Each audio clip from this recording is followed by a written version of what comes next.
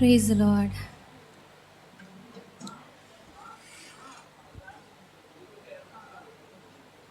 கர்த்தர் நல்லவர். இந்த நாளிலே உங்கள் அனைவரையும் பார்ப்பதிலே எனக்கு மிக்க மகிழ்ச்சி. ஆமென். நான் சந்தோஷமா இருக்கேன். நீங்க சந்தோஷமா இருக்கீங்களா? ஆமென். சத்தமா ஒரு ஹல்லேலூயா சொல்லலாமா? ஆமென். ஒரு பாடலை நாம் பாடுவோம். எல்லாருக்கும் ரொம்ப தெரிஞ்ச பாடல்.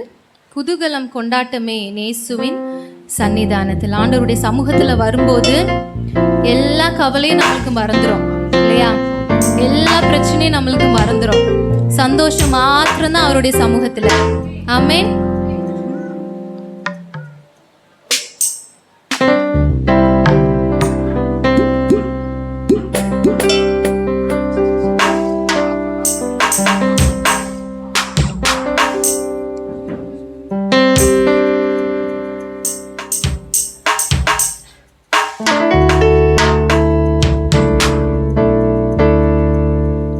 குதூகலம் கொண்டாட்டமே என் இயேசுவின் சன்னிதானத்தில். கரங்களை தட்டி பாடலாம். குதூகலம் கொண்டாட்டமே என் இயேசுவின் சன்னிதானத்தில். ஆனந்தம் ஆனந்தமே என் நண்பரின் திருப்பாதத்தில். ஆனந்தம் ஆனந்தமே என் நண்பரின் திருப்பாதத்தில். குதூகலம் கொண்டாட்டமே என் இயேசுவின் சன்னிதானத்தில். குதூகலம் கொண்டாட்டமே என் இயேசுவின் சன்னிதானத்தில். பாவமெல்லாம் பறந்தது, நோய்களெல்லாம் தீர்ந்தது இயேசுவின் இரத்தத்தினால். பாவமெல்லாம் பறந்தது, நோய்களெல்லாம் தீர்ந்தது இயேசுவின் இரத்தத்தினால். கிறிஸ்துவுக்குள் வாழ்வு, கிருபையால் மீட்பு, பரிசுத்த ஆவியினால். கிறிஸ்துவுக்குள் வாழ்வு, கிருபையால் மீட்பு, பரிசுத்த ஆவியினால். குதூகலம் கொண்டாட்டமே என் இயேசுவின் சன்னிதானத்தில். குதூகலம் கொண்டாட்டமே என் இயேசுவின் சன்னிதானத்தில். தேவாதி தேவன் தினந்தோறும் தங்கும் தேவாலயம் நாமே. தேவாதி தேவன் தினந்தோறும் தங்கும் தேவாலயம் நாமே. ஆவியான தேவன் அச்சாரமானார், அதிசயம் அதிசயமே. ஆவியான தேவன் அச்சாரமானார், அதிசயம் அதிசயமே. குதூகலம் கொண்டாட்டமே என் இயேசுவின் சன்னிதானத்தில். குதூகலம் கொண்டாட்டமே என் இயேசுவின் சன்னிதானத்தில். வல்லவரன் இயேசு வாழ வைக்கும் தெய்வம், வெற்றி மேல வெற்றி தந்தார். வல்லவராம் இயேசு வாழ வைக்கும் தெய்வம், வெற்றி மேல வெற்றி தந்தார். ஒரு மனமாய் கூடி ஓசன்னா பாடி ஊரெல்லாம் கொடியேற்றுவோம். ஒரு மனமாய் கூடி ஓசன்னா பாடி ஊரெல்லாம் கொடியேற்றுவோம்.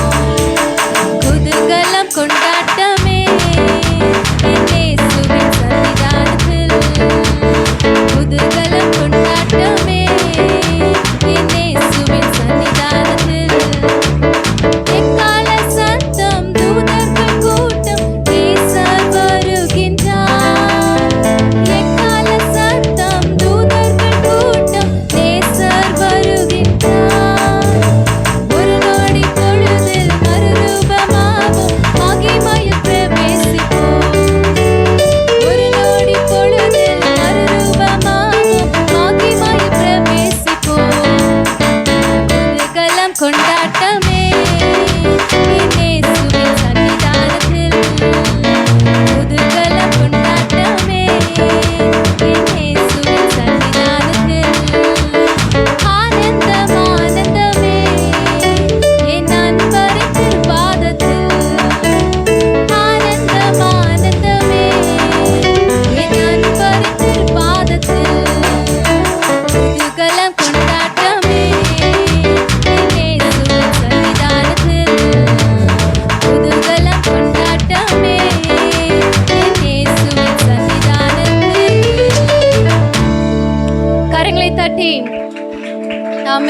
அப்படியே நாம் எழுந்து நின்று நாம் சில நிமிடங்கள் நாம் தேவனுக்கு ஆராதனை செலுத்த போகிறோம். உயிரோடு எழுந்த இயேசுவை ஆராதிக்க வந்திருக்கிறோம். ஆமென், ஹல்லேலூயா. நம் தேவன் மரித்தார், ஆனாலும் இதோ சதா காலங்களிலும் உயிரோடு இருக்கிறார். ஹல்லேலூயா, ஆமென். உயிரோடு எழுந்த இயேசுவே, நான் வாழுவேன் உமக்காகவே, நீர் ஒருவரே ஆண்டவர், நீர் ஒருவரே இரட்சகர் என்ற பாடலை நாம் சந்தோஷமாக பாடப்போகிறோம்.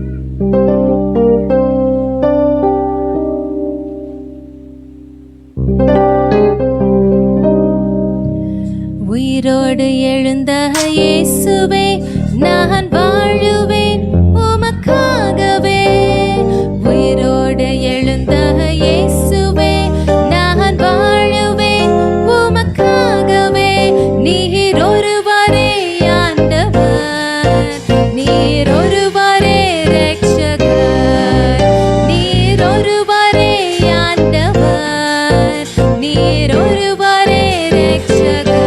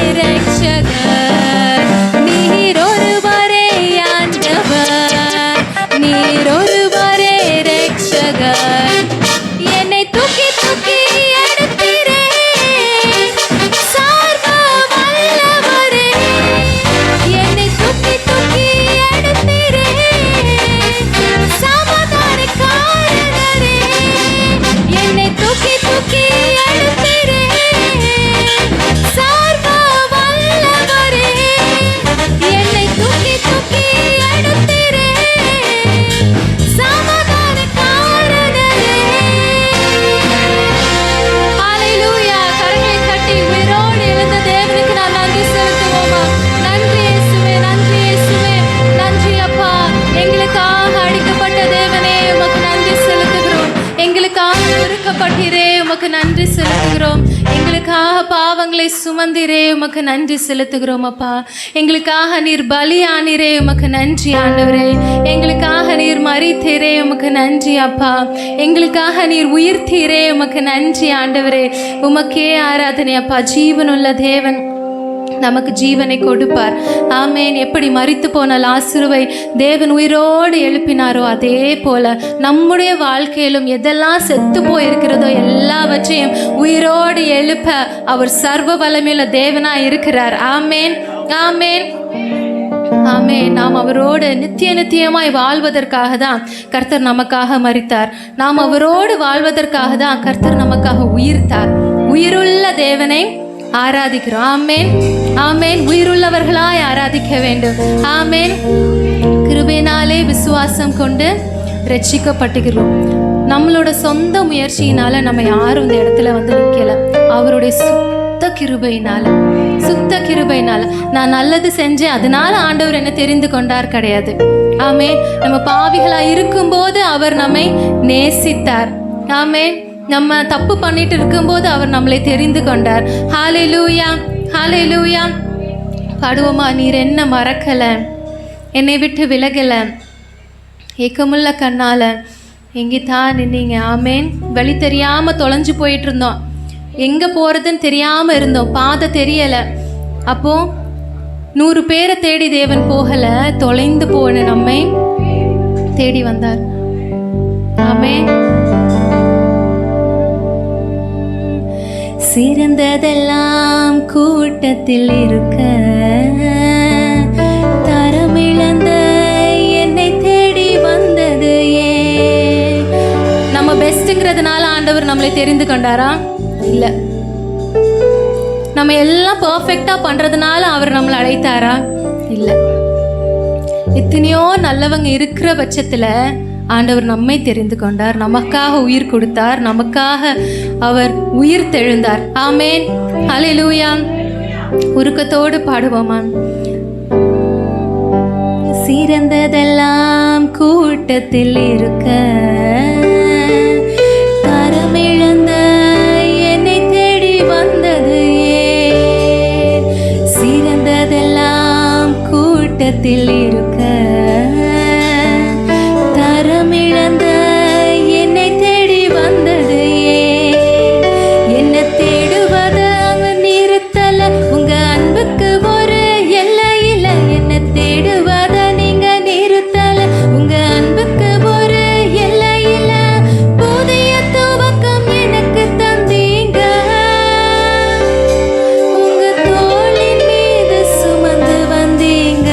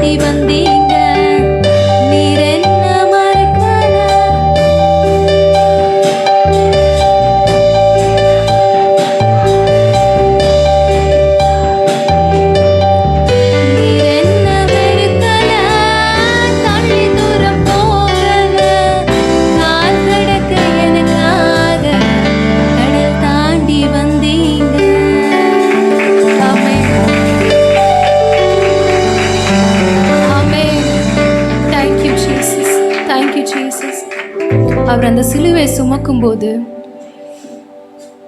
கண்டிப்பாக நம்ம அவருடைய ஞாபகத்தில் இருந்திருப்போம்ல.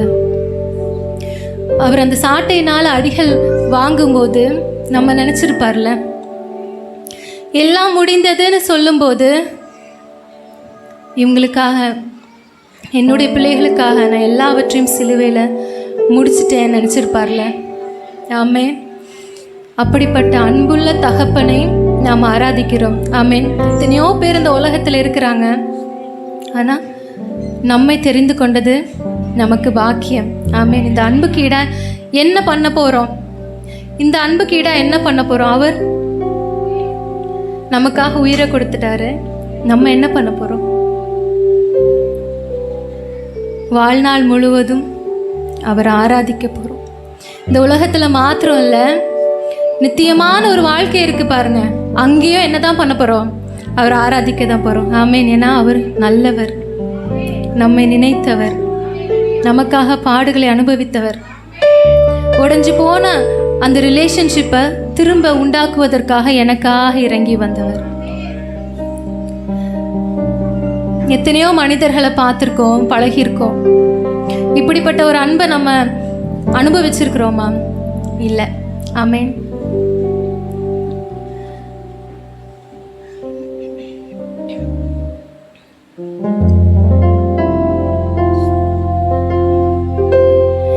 எத்தனை மனிதர்கள் பார்த்தேனையா, ஒருவரும் உம்மை போல் இல்லையா. எத்தனை மனிதர்கள் பார்த்தேனையா, ஒருவரும் உம்மை போல் இல்லையா. நீரின்றி வாழ்வே இல்லை உணர்ந்தேனையா,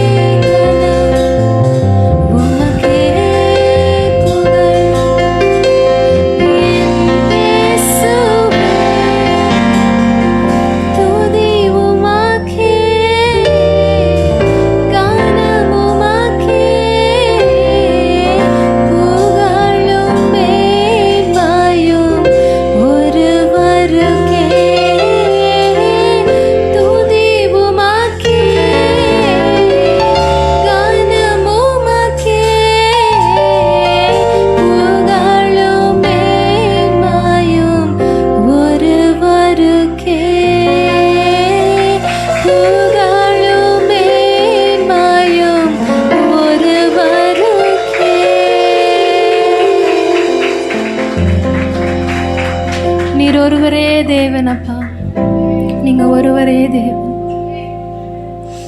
ஒரே ஒரு ஆசைதான் அந்த உலகத்துல, அவரோட நித்தியமாய் வாழ்வது. ஆமேன், ஆமேன். இந்த உலகம் முடிவை நோக்கி போயிட்டு இருக்கு, போர், பஞ்சம் எல்லாம். ஆனா நம்மளுடைய ஃபோக்கஸ் என்ன? நித்திய வாழ்க்கை. ஆமேன். இந்த உலகத்துல என்ன வேணா நடக்கட்டும், என்னுடைய ஆசை என்ன? இன்ப இயேசு ராஜாவை பார்த்தா போதும், அவரோடு வாழ்ந்தா போதும், அவ்வளோதான். ஆமேன், ஆமேன். உற்சாகமாக இந்த பாடலை பாட போகிறோம்.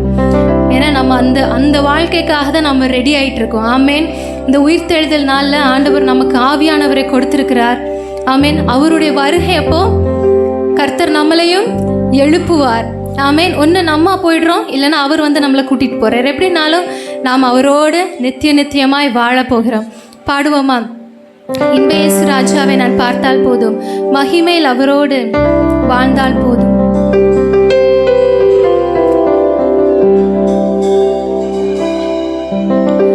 இன்ப இயேசு ராஜாவை நான் பார்த்தால் போதும், மகிமையில் அவரோடு நான் வாழ்ந்தால் போதும். இன்ப இயேசு ராஜாவை நான் பார்த்தால் போதும், மகிமையில் அவரோடு நான் வாழ்ந்தால் போதும். நித்தியமா மோட்ச வீட்டில் சேர்ந்தால் போதும், நித்தியமா மோட்ச வீட்டில் சேர்ந்தால் போதும். அல்லேலூயா கூட்டத்தில் நான் மகிழ்ந்தால் போதும், அல்லேலூயா கூட்டத்தில் நான் மகிழ்ந்தால் போதும். இன்ப இயேசு ராஜாவை நான் பார்த்தால் போதும், மகிமையில் அவரோடு நான் வாழ்ந்தால் போதும். இன்ப இயேசு ராஜாவை நான் பார்த்தால் போதும், மகிமையில் அவரோடு நான் வாழ்ந்தால் போதும். இயேசுவின் இரத்தத்தாலே மீட்கப்பட்டு, வசனமாம் வேலியாலே காக்கப்பட்டு, இயேசுவின் இரத்தத்தாலே மீட்கப்பட்டு, வசனமாம் வேலியாலே காக்கப்பட்டு, கரைதிரையாற்ற பரிசுத்தரோடு, கரைதிரையாற்ற பரிசுத்தரோடு, ஏழையான் பொன் வீதியில் உலாவிடுவேன், ஏழையான் பொன் வீதியில் உலாவிடுவேன். இன்ப இயேசு ராஜாவை நான் பார்த்தால் போதும், மகிமையில் அவரோடு நான் வாழ்ந்தால் போதும். இன்ப இயேசு ராஜாவை நான் பார்த்தால் போதும், மகிமையில் அவரோடு நான் வாழ்ந்தால் போதும். முற்றிடம் சூட்டப்பட்ட தலையை பார்ப்பேன், பொற்றிடம் சூட்டி நானும் புகழ்ந்திடுவேன். முற்றிடம் சூட்டப்பட்ட தலையை பார்ப்பேன், பொற்றிடம் சூட்டி நானும் புகழ்ந்திடுவேன். வாரினால் அடிப்பட்ட முதுகை பார்த்து, வாரினால் அடிப்பட்ட முதுகை பார்த்து, ஒவ்வொரு காயங்களாய் முத்தம் செய்வேன், ஒவ்வொரு காயங்களாய் முத்தம் செய்வேன். இன்ப இயேசு ராஜாவை நான் பார்த்தால் போதும், மகிமையில் அவரோடு நான் வாழ்ந்தால் போதும். இன்ப இயேசு ராஜாவை நான் பார்த்தால் போதும், அவரோடு நான் வாழ்ந்தால் போதும். என்னுள்ளம் நன்றியால் நிறைந்திடுதே, எந்த நின் பாக்கிய வீட்டை நினைக்கையிலே. என்னுள்ளம் நன்றியால் நிறைந்திடுதே, எந்த நின் பாக்கிய வீட்டை. அல்லேலூயா, ஆமென், அல்லேலூயா, அல்லேலூயா, ஆமென், அல்லேலூயா. வர்ணிக்க எந்த நாவு போதாதையா, வர்ணிக்க எந்த நாவு போதாதையா. இன்ப இயேசு ராஜாவை நான் பார்த்தால் போதும், மகிமையில் அவரோடு நான் வாழ்ந்தால் போதும்.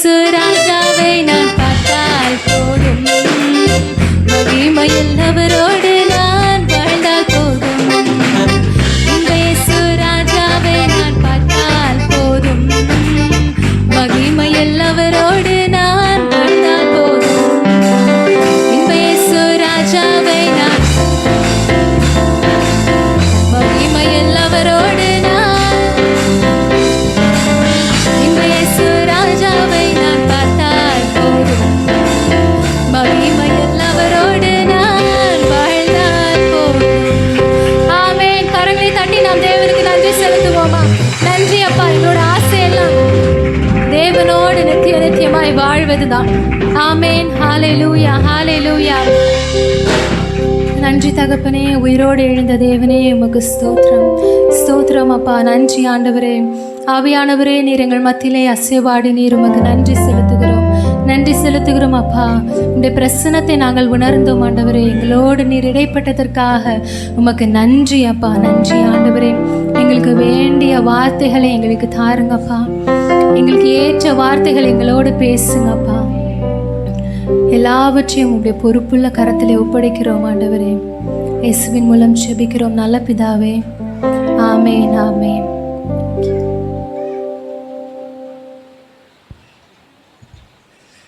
நல்ல கரங்களை தட்டி நம்ம சவுளுக்கு நன்றி சொல்லுவோம். நல்ல ஒரு ஆராதனை. எத்தனை சந்தோஷமாக இருக்கிறீங்க? எத்தனை பேருக்கு ஆராதனை பிடிச்சிருந்துச்சு? இயேசுவை ஆராதிப்பது ஒரு மகிழ்ச்சி. ஆமேன் இல்லைங்களா? நமக்கு அதை விட வேறு ஒன்றும் இல்லை. ஆமேன் இல்லைங்களா? எத்தனை பேர் சந்தோஷமாக இருக்கிறீங்க? சரி, நம்ம இவ்வளோ நேரம் ஆராதித்தோம். இப்போ தேவ வார்த்தைக்கு நேராக நம்ம வந்துட்டோம்.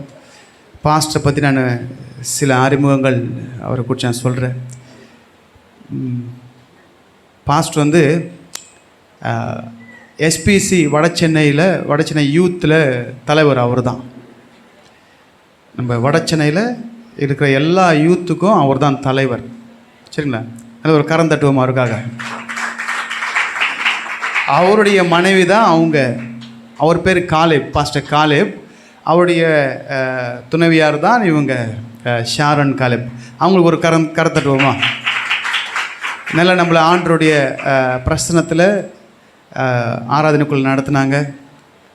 கர்த்தர் அவங்களை ஆசீர்வதிப்பார். அதே போல் இப்போ நம்ம தேவ வார்த்தைக்கு நேராக போகிறோம். அவர் வந்து பாஸ்டர் இமானுவேல் தேவராஜ் தெரியுங்களா? கொஞ்சம் இந்த ஹம்மிங் அது பாருங்கள், லைட்டாக கொஞ்சம் சவுண்ட் கம் பண்ணுங்கள், லைட்டாக. போதும். கெயின் கம் பண்ணுங்கள். Rice card. சரி, லைட்டாக கம் பண்ணால் போதும் விட்டுங்க. ரைட். பாஸ்டர் இமானுவேல் தேவராஜ் எத்தனை பேருக்கு தெரியும்? பாஸ்டர் உங்களுக்கு ஆனிவர்சரிக்கு பாட்டு பாடினார்ல? என்ன பாட்டு பாடினார்?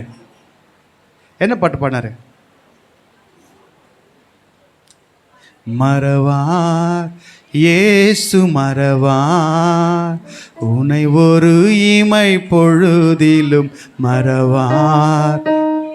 போதும், நான் நிப்பாட்டுறேன். சரிங்களா? கர்த்தர் நல்லவர். அந்த பாஸ்டருடைய மகன்தான் இவர். எஸ்பிசியில் அவர் யூத்துக்கு தலைவராக இருக்கிறாரு. கர்த்தர் இந்த வாலிப வயதில் கர்த்தர் ஊழியத்தின் பாதையில் வல்லமையை நடத்தி கொண்டிருக்கிறாரு. சந்தோஷன்றது உலகத்தில் மாத்திரம் இல்லை, உலகம்தான் நமக்கு சந்தோஷம் கொடுக்குறோன்னு நிறைய பேர் நினச்சிட்ருக்குறாங்க. ஆனால் தேவனுக்குள்ளே சந்தோஷம் இருக்குது. அந்த சந்தோஷம்தான் நம்ம இப்போ இவங்களை பார்க்குறோம். வாலிப பிள்ளைங்க கர்த்தருக்காய் எழுந்து பிரகாசிக்கிறாங்க. அதே போல் நம்முடைய வாலிப பிள்ளைகளும் கர்த்தருக்காய் எழுந்து பிரகாசிக்கணும். கர்த்தருக்குள்ளே இருக்கிற அந்த சந்தோஷத்தை பெற்றுக்கொள்ளணும். எத்தனை சந்தோஷமாக இருக்கிறீங்க? தேவ வார்த்தைக்கு நேராய் நம்ம போவோம். கர்த்தர் நம்மை நடத்துவாராக. எல்லாம் கரங்களை தட்டி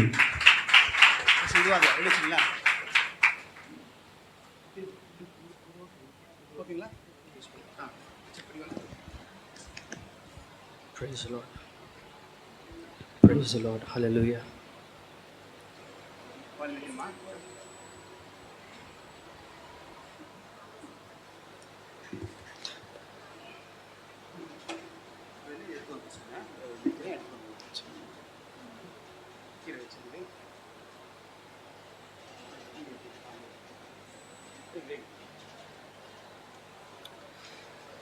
Praise the Lord. கர்த்தருடைய பரிசுத்த நாமம் மகிமைப்படுவதாக.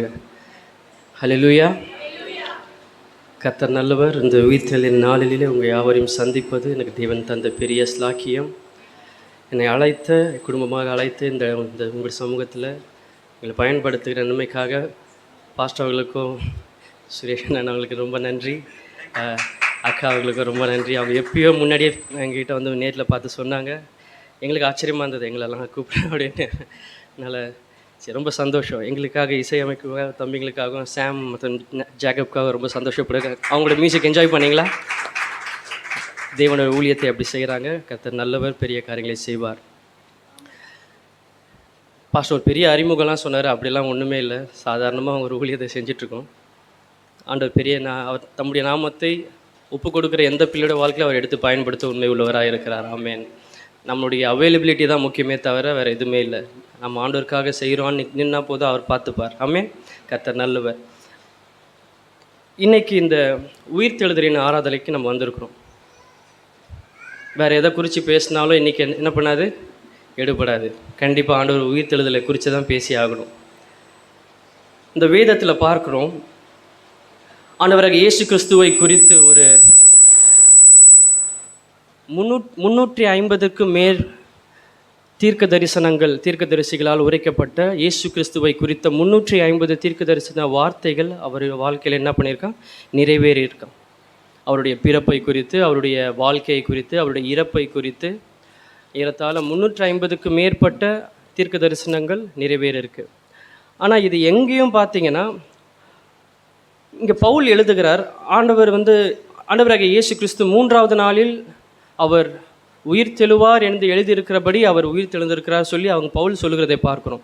ஆனால் இந்த பவுல் தான் இங்கே சொல்கிறாரு, அதுதான் அங்கே காரியம் பார்க்குறோம். ஆனால் இந்த காரியம் எங்கே பார்க்கப்படலைன்னா, இந்த எந்த ஒரு தீர்க்க தரிசிகளும் இந்த வார்த்தையை எங்கேயுமே அவங்க ப்ராஃபஸை பண்ணவே இல்லை, தீர்க்க தரிசனமாக உரைக்கப்படவே இல்லை.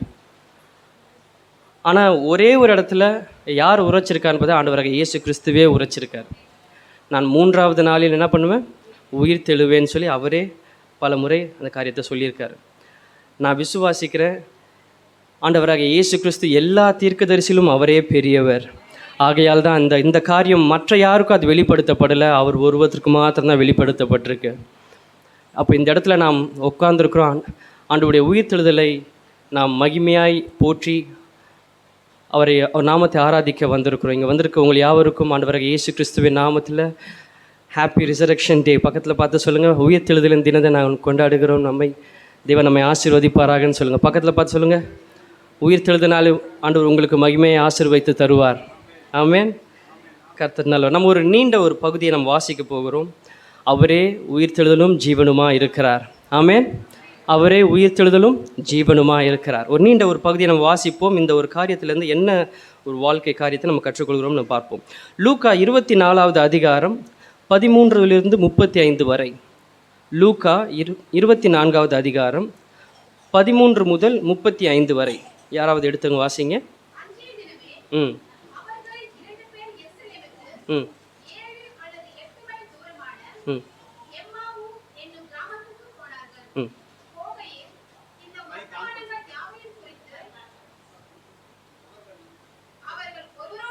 பேசிக்கொண்டார்கள். இப்படி அவர்கள் பேசி சம்பாஷித்துக் கொண்டிருக்கையில் இயேசு தாமே சேர்ந்து அவர்களுடனே கூட நடந்து போனார். ஆனாலும் அவரை அறியாதபடிக்கு அவருடைய கண்கள் மறைக்கப்பட்டிருந்தது. அப்பொழுது அவர் அவர்களை நோக்கி, நீங்கள் துக்கம் உள்ளவர்களாய் வழிநடந்து ஒருவருக்கொருவர் சொல்லிக் கொள்ளுகிற காரியங்கள் என்னவென்று கேட்டார். அவர்களில் ஒருவனாகிய கிலேயோப்பா என்பவன் பிரதியுத்தரமாக, இந்நாட்களில் எருசலேமிலே நடந்தவைகளை அறியாதபடிக்கு நீர் அந்நியராய் இருக்கிறீரோ என்றான். அவை எவைகள் என்றார். அதற்கு அவர்கள், நசரனாக இயேசுவை குறித்தவைகள் அல்லவோ, அவர் தேவனுக்கு முன்பாகவும் ஜனங்கள் எல்லாருக்கும் முன்பாகவும் செய்கையிலும் வாக்கிலும் வல்லமையுள்ள தீர்க்கதரிசியாய் இருந்தார். நம்முடைய பிரதான ஆசாரியரும் அதிகாரிகளும் அவரை மரண ஆக்கினைக்குட்படுத்தி சிலுவையில் அறைந்தார்கள். அவரே இஸ்ரவேலை மீட்கும் இரட்சிப்பவர் என்று நாங்கள் நம்பியிருந்தோம். இவைகள் சம்பவித்தது இன்று 3 நாளாகிறது. ஆனாலும் எங்கள் கூட்டத்தை சேர்ந்த சில ஸ்திரீகள் அதிகாலமே கல்லறையிடத்திற்கு போய் அவருடைய சரீரத்தை காணாமல் திரும்பி வந்து, அவர் உயிரோடு இருக்கிறார் என்று சொன்ன தேவதூதரை தரிசித்தோம் என்று சொல்லி எங்களை பிரமிக்க பண்ணினார்கள். அப்போது எங்களிலே சிலர் கல்லறையிடத்திற்கு போய் ஸ்திரீகள் சொன்னபடியே கண்டார்கள், அவரையோ காணவில்லை என்றார்கள். அப்பொழுது அவர் அவர்களை நோக்கி, தீர்க்க தரிசிகள் சொன்ன யாவையும் விசுவாசிக்கிறதற்கும் புத்தி இல்லாத மந்த இருதயம் உள்ளவர்களே, கிறிஸ்து இவ்விதமாய் பாடுபடவும் தமது மகிமையில் பிரவேசிக்கவும் வேண்டியதில்லையா என்று சொல்லி மோசே முதலிய சகல தீர்க்க தரிசிகளும் எழுதின வேத வாக்கியங்கள் எல்லாவற்றிலும் தம்மை குறித்து சொல்லியவைகளை அவர்களுக்கு விவரித்து காண்பித்தார். அத்தருணத்தில் தாங்கள் போகிற கிராமத்துக்கு சமீபமானார்கள். அப்பொழுது அவர் அப்புறம் போகிறவர் போல காண்பித்தார். அவர்கள் அவரை நோக்கி, நீர் எங்களுடனே தங்கியிரும், சாயங்காலம் ஆயிற்று, பொழுதும் போயிற்று என்று அவரை வருந்தி கேட்டுக்கொண்டார்கள். அப்பொழுது அவர் அவர்களுடனே தங்கும்படி உள்ளே போனார். அவர் பந்து இருக்கையில் அவர் அப்பத்தை எடுத்து ஆசீர்வதித்து அதை பிட்டு அவர்களுக்கு கொடுத்தார். அப்பொழுது அவர்களுடைய கண்கள் திறக்கப்பட்டது. அவரை அறிந்தவர்கள் உடனே அவர்களுக்கு மறைந்து போனார். அப்பொழுது அவர்கள் ஒருவரை ஒருவர் நோக்கி, வழியிலே அவர் நம்முடைய பேசி வேத வாக்கியங்களை நமக்கு விலகி காட்டின பொழுது நம்முடைய இருதயம் நமக்குள்ளே கொழுந்துவிட்டு எரியவில்லையா என்று சொல்லிக்கொண்டு அந்நேரமே எழுந்திருந்து எருசலேமுக்கு திரும்பி போய் 11 வரும் அவளோடு இருந்தவர்களும் கூடியிருக்க கண்டு, கர்த்தர் மெய்யாகவே உயிர்த்தெழுந்து சீமோனுக்கு தரிசனமானார் என்று அவர்கள் சொல்ல கேட்டு வழியில் நடந்தவைகளும் அவர் அப்பத்தை பிற்கையில் தாங்கள் அவரை அறிந்து கொண்டதையும் விவரித்து சொன்னார்கள். ஆமென். போதும். இங்கே இயேசுவுடைய உயிர்த்தெழுதலை குறித்து இந்த எல்லா 4 சுவிசேஷங்களையும் நம்ம பார்க்குறோம். இந்த எல்லா சுவிசேஷங்களையும் பார்க்கும் பொழுது அது ஒவ்வொரு விதமாக அந்த அதிகாரத்தில் ஒரு காரியத்தை அவங்களுக்கு சொல்லுகிறத இங்கே பார்க்குறோம்.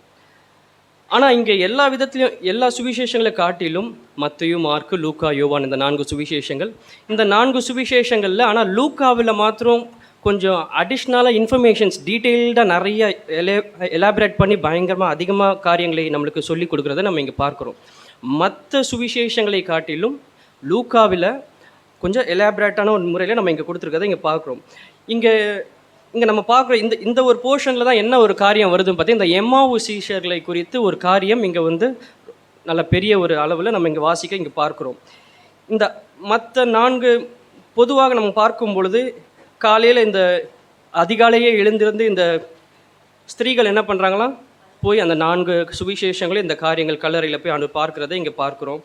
இதில் என்ன இந்த 4 சுவிசேஷங்கள்லேயும் ஒரு 4 விதமான பெர்ஸ்பெக்டிவ்ல இருந்து 4 விதமான இப்போ ஒருத்தருடைய பார்வையிலேருந்து இவங்களோட பார்வையிலேருந்து அப்படின்னு சொல்லி ஒரு 4 விதமான காரியங்களை நம்ம 4 சுவிசேஷங்களையும் வாசிக்கிறோம்.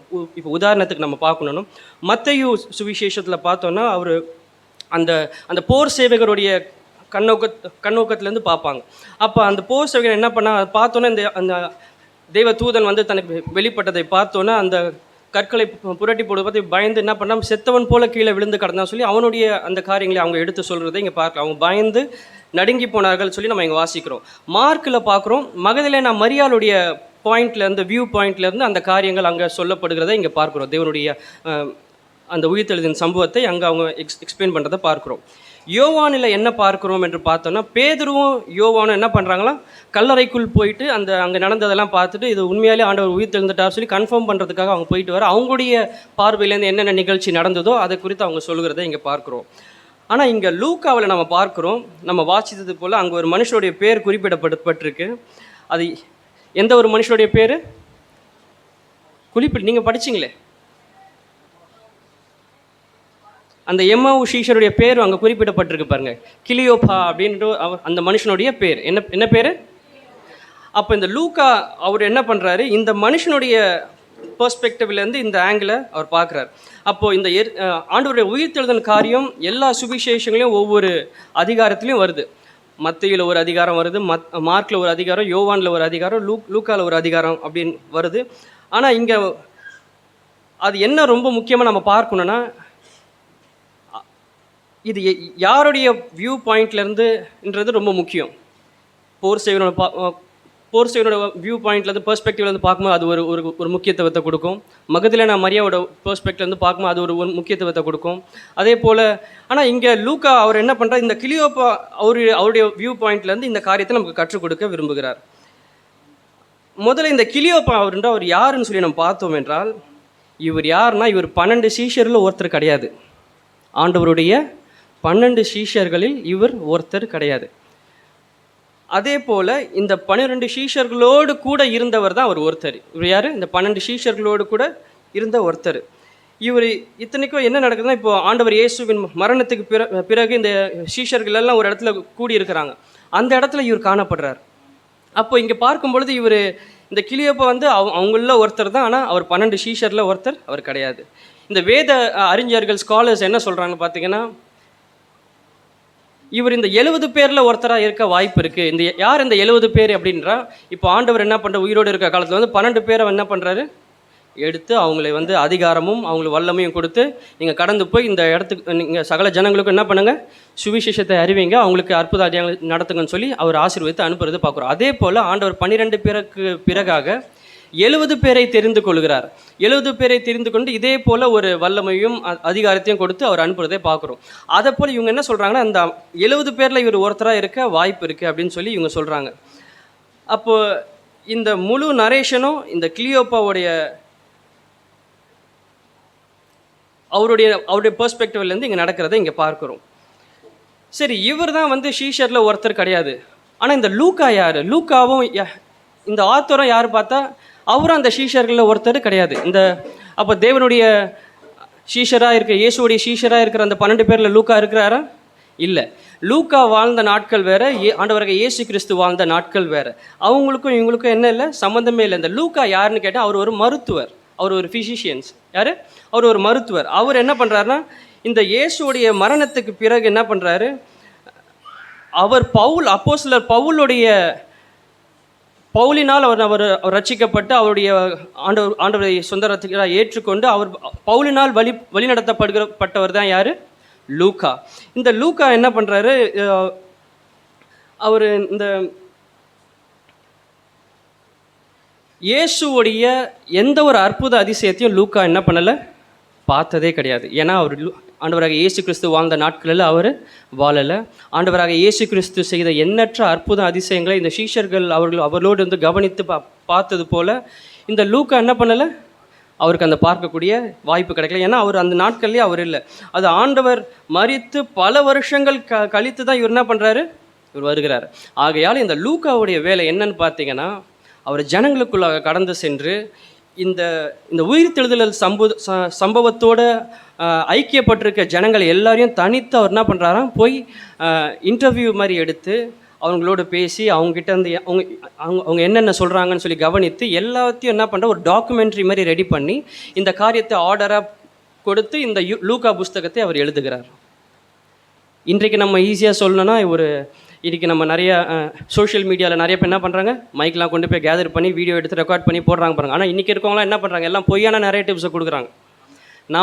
நம்ம எதை கேட்கணும்னு நினச்சி அவங்க முடிவு பண்ணுறத தான் நம்ம கேட்குறோமே தவிர கிரவுண்ட் ரியாலிட்டி என்னன்னு தெரியாமல் நமக்கு சொல்கிறது கிடையாது. ஆனால் அந்த லூக்கா அப்படி இல்லை. அவர் என்ன பண்ணார், அவர் உண்மையான காரியத்தை வெளிப்படுத்த வேண்டும் என்பதற்காக அவர் என்ன பண்ணுறார், இந்த மனுஷன் அப்போ அவர் இந்த லூக்காவில் அவர் சொல்ல வருகிற விஷயத்தை பார்க்கும் பொழுது, அப்போ இந்த லூக்கா வந்து அவர் இன்னும் சொல்லப்போனால் இந்த ஆண்டவருடைய பிறப்பின் காரியத்தை குறித்து கூட அவர் ரொம்ப டீட்டெயில்டாக பேசியிருப்பார். மற்ற சுவிசேஷங்களை காட்டிலும் ஆண்டவருடைய பிறப்பை குறித்து லூக்கா என்ன பண்ணியிருப்பார், டீட்டெயில்டாக காமிச்சிருப்பார். எதுக்கு ஒரு வசனத்தை மாத்திரம் வாசிப்போம். லூக்கா 1:3 இந்த ஆதியிலே அவர் இந்த காரியத்தை அவர் வந்து அவரே அதை ஒற்றுக்கொள்கிறார். 1:3 லூக்கா 1:3 திட்டமாய் விசாரித்தறிந்த நானும்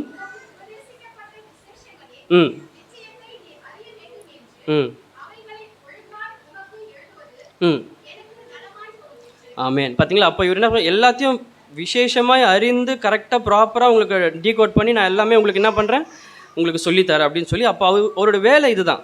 அப்போ அவர் இந்த கிளியோப்பா மூலமாக இந்த காரியத்தை வந்து சொல்லணும்னு நினச்சது ஏன்னு நீங்கள் பார்த்தீங்கன்னா, அவர் இந்த கிளியோப்பா மூலியமாக இங்கே பல காரியத்தை அவர் சொல்லி கொடுத்துருக்காரு. ஒரு விதத்தில் பார்த்தீங்கன்னா இந்த கிளியோப்பா மூலியமாக அவர் சொல்லி கொடுத்துருக்க காரியம் ரொம்ப நல்ல ஒரு விஷயம். அவர் எதை அவர் எக்ஸ்பிளைன் பண்ணி வெளியே சொல்லி கொடுக்குறாரு. நம்ம இந்த கிளியோப்போட வாழ்க்கையிலேருந்து சில காரியங்களை கற்றுக்கொள்ள போகிறோம். முதலாவதாக ஒரு 4 அதிர்ச்சியான விஷயங்கள் கிளியோப்பாவோட வாழ்க்கையிலேருந்து நம்ம கற்றுக்கொள்ள போகிறோம். ஆயத்தமாக இருக்கீங்களா? 4 அதிர்ச்சி தரக்கூடிய விஷயங்கள். அதில் முதலாவதுலேருந்து நம்ம வாசிக்கிறோம். அப்போ நம்ம எல்லாருக்கும் நன்றாக தெரியும், இந்த கிளியோப்பா என்றது ஷீஷர்களில் ஒருவர் கிடையாது, ஷீஷர்களோடு ஒருவராக இருந்தவர் தான் இந்த கிளியோப்பா. அதை நம்ம மறுக்கவே முடியாது. ஏனென்றால் இவர் ஆண்டவருடைய க்ளோஸ் சர்க்கிளில் இருக்கார். ஆண்டவரோடு கூட பயணிக்கிறாரு, போகிறாரு, வராரு, ஆண்டவர் செய்கிறதெல்லாம் பார்க்குறாரு. ஆனால் ஷீஷரில் ஒருவரில் ஆண்டவரோடு கூட அவர் பயணிக்கிறத இங்கே பார்க்குறோம். இந்த முதல் வசனம் லூக்கா 24வது அதிகாரத்தில் 13வது வசனத்தை நம்ம ஃபஸ்ட்டு வாசித்த வசனத்தை வாசிங்க. அன்றைய தினமே போதும். இந்த அன்றைய தினமே என்ற வார்த்தையை நம்ம இங்கே வாசிக்கிறோம். இந்த அன்றைய தினமே என்று சொல்லி இங்கே இந்த நாள் வந்து ஆரம்பிக்குது. இது என்ன இந்த இன்றைய தினமே அப்படின்னு நம்ம யோசித்து பார்ப்போம் என்றால், அங்கே ஆண்டவர் உயிர்த்தெழுதலின் 3வது நாளாகிய அன்றைய தினமே அப்படின்னு சொல்லி இங்கே நம்ம வாசிக்க ஆரம்பிக்கிறோம். இங்கே என்னத்தை சொல்கிறாங்கன்னு பார்த்தீங்கன்னா, இங்கே ஆண்டவராக இயேசு கிறிஸ்து 3வது நாள் அவர் வந்து உயிர்த்தெழும்புகிறாரு. இதை ஆண்டவரே என்ன பண்ணுறாரு, பல முறை அந்த ஜனங்களுக்கு என்ன பண்ணுறாரு, சொல்லித்தராரு. 3வது நாள் நான் உயிரோடு எழும்புவேன்னு சொல்லிட்டு பல முறை ஆண்டவராக இயேசு கிறிஸ்துவே அவங்களுடைய சீஷர்களுக்கும் அவங்க சுற்றியர்களுக்கும் அடிக்கடி அவர் சொல்லிகிட்டே வருகிறார். அப்போது கிளியோப்பா கண்டிப்பாக இந்த வார்த்தையை என்ன பண்ணியிருப்பார், கேட்டிருப்பார். ஏன்னா ஆண்டவர் இதை திருப்பி நிறைய முறை அவர் சொன்னதுனால கண்டிப்பாக அவர் கேட்டிருப்பார். ஆனால் இந்த 3வது நாள் வரும்பொழுது அந்த அன்றைய தினமே அந்த நாள் அப்போ தான் ஆரம்பிக்குது. அதிகாலையில் யார் வந்து சொல்கிறா, மகதலேனா மரியாலும் அந்த ஸ்திரீகளும் வந்து என்ன பண்ணுறாங்க, அன்றைய தினமே வந்து காலையில் வந்து சொல்கிறாங்க. இப்போது கிளியோப்பா ஆட்டோமேட்டிக்காக என்ன நினச்சிருக்கணும், இப்போ ஆண்டவர் உயிர்த்தெழ போகிறாரு, ஆட்டோமேட்டிக்காக அவர் வந்து ரைஸ் ஆக போகிறாரு, அடுத்து நான் என்ன பண்ணணும், அதுதான் இந்த நாள் தான் எக்ஸாக்ட் டே இதுதான் அப்படின்னு சொல்லி அவர் என்ன பண்ணியிருக்கணும், அவர் ஆயத்தமாக ரொம்ப கரிசனையாக காத்து கொண்டு இருக்க வேண்டிய, இப்போ நம்ம மத்தியில் ஒரு காரியம் இன்றைக்கி தான் இன்றைக்கி தான் நம்மளுடைய ஆண்டு விழா அப்படின்னு சொன்னால் நம்ம எல்லாம் எப்படி இருப்போம், ஒரே சந்தோஷமாக அதுக்கான ஒரு ப்ரிப்பரேஷனோடு ஆயத்தத்தோடு எல்லா காரியமும் நம்ம அழகாக ட்ரெஸ் பண்ணி ரெடியாக என்ன பண்ணியிருப்போம், இந்த ஒரு நிகழ்ச்சிக்காக இருப்போம். ஆனால் இன்றைக்கி தன்னோடு இருக்க ஆண்டவராக இயேசு கிறிஸ்து உயிர்த்தெழ போகிறார் 3வது நாள் அவர் பல முறை சொல்லி, இந்த இடத்துல அவர் அன்றைய தினமேன்னு சொல்லி அந்த ஸ்திரீகளும் அந்த மகதலேனா மரியாள் வந்து சொல்கிறாங்க, எல்லாம் நடக்குது. ஆனால் அவர் என்ன பண்ணுறாங்களா, அவர் அதை குறித்து he was least bothered. அவர் கன்சர்ன்டாகவே இல்லையா அந்த விஷயத்தை குறித்து. அவர் கவனமே இல்லாதவர்களாக என்ன பண்ணுறாராம், அவருடைய வார்த்தையை கூட அவர் என்ன பண்ணல, அவருக்கு ஒரு நம்பிக்கையே அற்ற நிலைமையாக இங்கே காணப்படுது. அவருக்கு கொஞ்சம் கூட இது நடக்கும், இது சாத்தியமாகும் என்றது அவருக்கு என்ன பண்ணல, கிளியோப்பாவுக்கு நம்பிக்கையே இல்லை. யார் மேலே, ஆண்டவராக இயேசு கிறிஸ்துவின் மேலே. நம்ம இங்கே வாசிக்கிறோம், he left the gatherings. யாரை, இந்த சீஷர்கள் இருக்கிற அந்த கேதரிங்கை விட்டுட்டு அவர் என்ன பண்ணுறாராம், எம்மா ஊருக்கு 8 மைல் தூரம் நடந்து போகிறாராம். நம்ம வாசிக்க பார்த்தோம், எம்மா ஊருக்கு 7 அல்லது 8 மைல் தூரத்துக்கு இந்த கிளியோப்பா என்ன பண்ணுறாரு, நடந்து போகிறாரு. இவர் நடக்க வேண்டிய அவசியமே இல்லை, இவர் இருக்க வேண்டிய இடம் எங்கே, ஆண்டவராக இயேசு கிறிஸ்து வந்து உயிர்த்தெழ போகிறாரு. இது ஒரு ஸ்பெஷல் டே. ஒரு தம்மை சுற்றி இருக்கிற தம்முடைய சீஷர்களுக்கு இது ஒரு ஸ்பெஷல் டே. ஆண்டவர் இதை ரிப்பீட் பண்ணி கொண்டே இருக்கிறாரு. ஒருவேளை இது 4வது நாள் மாறிடுச்சு, இது ஒருவேளை ஆண்டவராக இயேசு கிறிஸ்து சொன்னது போல் 3வது நாள் உயிர்த்தெழவில்லை அப்படின்னு அவர் தெரிஞ்சிருந்தா கூட என்ன பண்ணியிருக்கலாம், இது 4வது நாள் கூட இல்லை, என்னைக்கு 3வது நாளே, அன்னைக்கு தான் ஆண்டவர் உயிர்த்தெழ போகிறேன்னு சொல்லியிருக்காரு. அன்னைக்கே அவன் என்ன பண்ணுறான்னா, காலையில் மகதலேனா மரியாள் சொன்னோன்னே இவன் இங்கே இருந்திருக்க வேண்டிய ஆள், காரியங்களை நிகழ்த்திருக்க கூட இருந்து பார்த்துருக்க வேண்டிய ஆள், இவர் என்ன பண்ணுறாரு, எடுத்து எம்மா ஊருக்கு போகிறத பார்க்குறோம். ஒருவேளை ஆண்டவர் சொன்னது செய்யாமல் தான் போயிட்ட, ஒரு 4ஆம் தேதி ஆகிடுச்சு, 3ஆம் தேதி முழுசும் நான் காத்திருந்தேன், நான் நினச்சி பார்த்த அளவுக்கு அவர் என்ன ஒரு பெரிய விஷயமே நடக்கலை அப்படின்னு சொல்லி 4வது நாள் அவர் பாட்டு கலந்து போயிருந்தா அது நம்மளால் என்ன பண்ணிக்க முடியும், அது ஒப்புக்கொள்ள முடியும், நம்ம புரிஞ்சிருக்க முடியும். ஆனால் இங்கே பார்க்குறோம், எக்ஸாக்ட் அந்த 3வது நாளில் he started and left. அவர் கடந்து செல்லு அந்த எம்மா ஒரு இடத்துல அவர் கடந்து செல்ல ஆரம்பிச்சிட்டார். இது முதல் அதிர்ச்சி. என்ன ஒரு அதிர்ச்சி பார்த்தீங்கன்னா, இத்தனை நாள் ஆண்டவராக இயேசு கிறிஸ்து உடனே கூட அவர் நாட்களை செலவிட்டு அவரை குறித்த காரியங்கள் ஆண்டவர் இயேசு கிறிஸ்து ரிப்பீட்டடாக ஒரு விஷயத்தை சொல்லிக்கிட்டே வராரு, 3வது நாள் தான் நான் உயிர்த்தெழ போகிறேன். ஆனால் அந்த காரியத்தை அவர் பார்க்கும்படிக்கு அவருக்கு என்ன இல்லை, கொஞ்சம் கூட அவருடைய விசுவாசமானது கொஞ்சம் ஒரு சின்ன அளவு கூட ஆண்டவர் இயேசு கிறிஸ்து உயிர்த்தெழுவார் என்ற நம்பிக்கை யாருக்கு இல்லை, இந்த கிளியோப்பாக்கு இல்லவே இல்லை. நம்ம எத்தனை பேர் ஆண்டவருடைய சமூகத்தில் உயிர்த்தெழுதின ஆராதனைக்கு வந்து ஆண்டவர் உண்மையாலே நமக்காக உயிர்த்தெழுந்திருப்பாரா அப்படின்னு நினச்சி உட்காந்துருக்கீங்க? இவங்கெல்லாம் சொல்கிறது உண்மையா இல்லை கட்டுக்கதையான்னு நினச்சி எத்தனை பேர் உண்மையை ஆராதிக்க வந்திருக்கீங்க? இது நீங்கள் யோசித்துக்கொள்ளுங்க. 2வது ஒரு ஷாக் என்னன்னு பார்த்தீங்கன்னா, 19, 20, 21 வாசிங்க.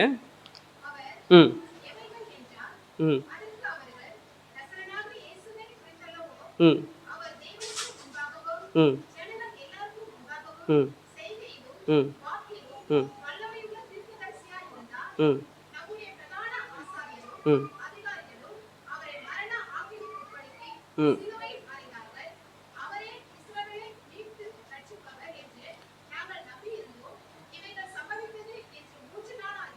ம் போதும்.